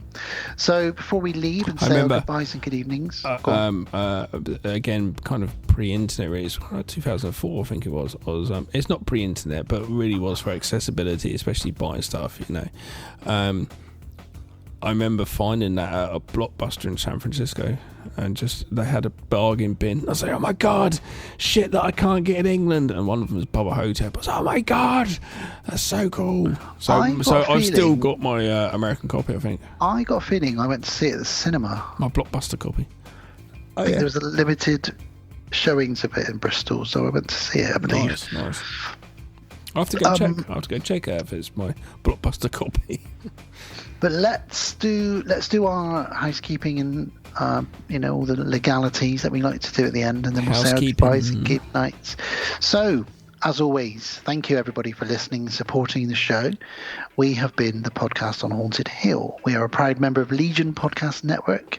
Been running for 11 years now. Been a member of Legion that whole time. We're also under the Deadbolt Media umbrella. If you want to know more about the network, Legion Podcast, just go to legionpodcast.com, where you can find us, all of our episodes, and all the other shows on the network, along with all of their episodes. You can message us directly. Our email address is thepodcastonhauntedhill@outlook.com. You can message and ask questions and queries and critique and praise and whatever else you want to do. You can also contact us on Facebook. We have a really amazing community which has been running for 11 years now on Facebook. Just search for the podcast on Haunted Hill, join our page, and it's just updated daily with people just talking nonsense, sharing what they're watching, trailers, news, World of the Strange, and lots of other silliness. It's great. And Legion have their own Facebook page as well, which is just Legion Podcast. You can find that easily as well. Join that one too. Wherever you're listening to us now, you can continue to listen to us. We're on Apple, Spotify, YouTube, Podnight, Podbean, Podcast Addict, and all the other usual bits and bobs. If you just Google the podcast on Haunted Hill, you will find us, or we will find you. We will find you. We have a special set of skills, and we will find you. And we will kill you. No, we won't kill you. We won't kill you. We will make you listen to us. We're on Instagram. Our handle is the podcast on Haunted Hill Insta. That's mainly used to promote the episodes when they come out. And then Deadbolt Films, which we mentioned earlier, is our production company. Deadbolt Media is the umbrella we all fall under. If you go to deadboltfilms.com, you can find out more about things we're currently working on. Yeah, the website's going to get updated soon, hopefully. But we are doing lots of things. As Devil Girl, Ben's own comic of his own, all drawings and story, has just been funded, issue 1, so that's getting made. And well, it's already been made actually, but not produced, designed and drawn. That's been done. We've got some more comic stuff coming out. Amanda is now finished. We're just waiting for one actor's part, which I'm not going to say until I've got it, so I know I've actually got it. Who it is, because it's an actor from a movie, from horror movies that people definitely know. And that's done, but we're going to be dropping a trailer which you saw. What do you think of the trailer? Loved it. Told you. Loved it, especially that last shot at the end. It's good, isn't it? We're going to drop that trailer probably in the next couple of weeks, I'd have thought. I just need to get the IMDb page up, and then we're going to release Amanda as a feature found footage film on our YouTube channel for free within the next 6 months. So on YouTube, just search Deadbolt Films. You can find a lot of our shorts, as well as some of our features. Some of our features are available on Prime now. Shadow of Death is free to stream on Prime. And if you want to pay to rent Preternatural, you can, but they're available on Prime now. Preternatural is on YouTube, on the found footage. Oh, is it? Possibly POV horror YouTube channel, I think. Yeah, and we've got other things on the pipeline. We've got some really cool shit on the go. We've also done some music videos, as Gav mentioned. There's several comics now under our belts that we produced. Lots of comics, actually. As well as this podcast. Got a podcast as well called the High Strangeness Podcast with my dearest Sarah, where we talk about weird shit and stuff. We just last night recorded and released our Lost in a Jungle episode, which is fascinating to just talk about being lost in a fucking jungle. No way. Everything wants to eat you in the jungle. The worst is the fucking giant birds that run after you with massive claws. Oh, yeah. That's the worst. Cassowaries. Yeah. Deadboltfilms.com, that is the website. YouTube channel is Deadbolt Films, and Instagram we're just called Deadbolt Films on Instagram. Please subscribe to our YouTube channel, because like I say, we've got the trailer for Amanda coming out soon, and then the movie's going to be released on there, and it's found footage. I'm quite proud of it, to be honest with you. I've been working on it for now 6 years. Randomly longer than Peter Jackson. Yeah, it's supposed to originate as Dan and I going on a kind of adventure, and I was going to go to Stonehenge, do all stuff it's written, and it completely changed to a totally different thing, changed to a series, then that's changed now to another feature film. It's weird, but I'm quite proud of it, and it's all right, actually. Yeah, it's evolved, hasn't it? It really has. It's okay. And finally, we are part of Patreon. So if you wish to support the show in a monetary fashion, you don't have to do this, but if you want to, we'd really appreciate it. We really do appreciate it, though. Yeah, for as little as £1 or $1 a month, you can become a patron. The benefits to that are you get a T-shirt in one of 3 colours sent out to you wherever you are with the Podcast on Haunted Hill logo on it. We are getting low with stock, so we have to... Yeah. You may say what you want, we'll say what we can give you. I'll send you a medium. No, too late. I'll send you 6. I'll send you 6 triple XLs. Is that all right? You also get a shout out at the end of the episode, which I will do in a moment. You also get exclusive access to our entire back catalogue through Patreon, and any other additional content and bonus content. My stock of T-shirts just down there. There's only a few left there. I've got quite a few. That's good. You also get early access to some of our episodes as well, and you get to be a patron who picks. So that means every 3 episodes, it's a patron pick, which one of our patron picks 2 movies they want us to talk about. Yeah. Hence, Spookies and Clockwork Orange coming up soon. And you also can, if you want to, send us the reasons you chose them and a brief sort of story you might have about them, first time you watched them, that kind of thing. It's fun. It's brilliant. We really, really love doing that. It's a great way to interact with our patrons.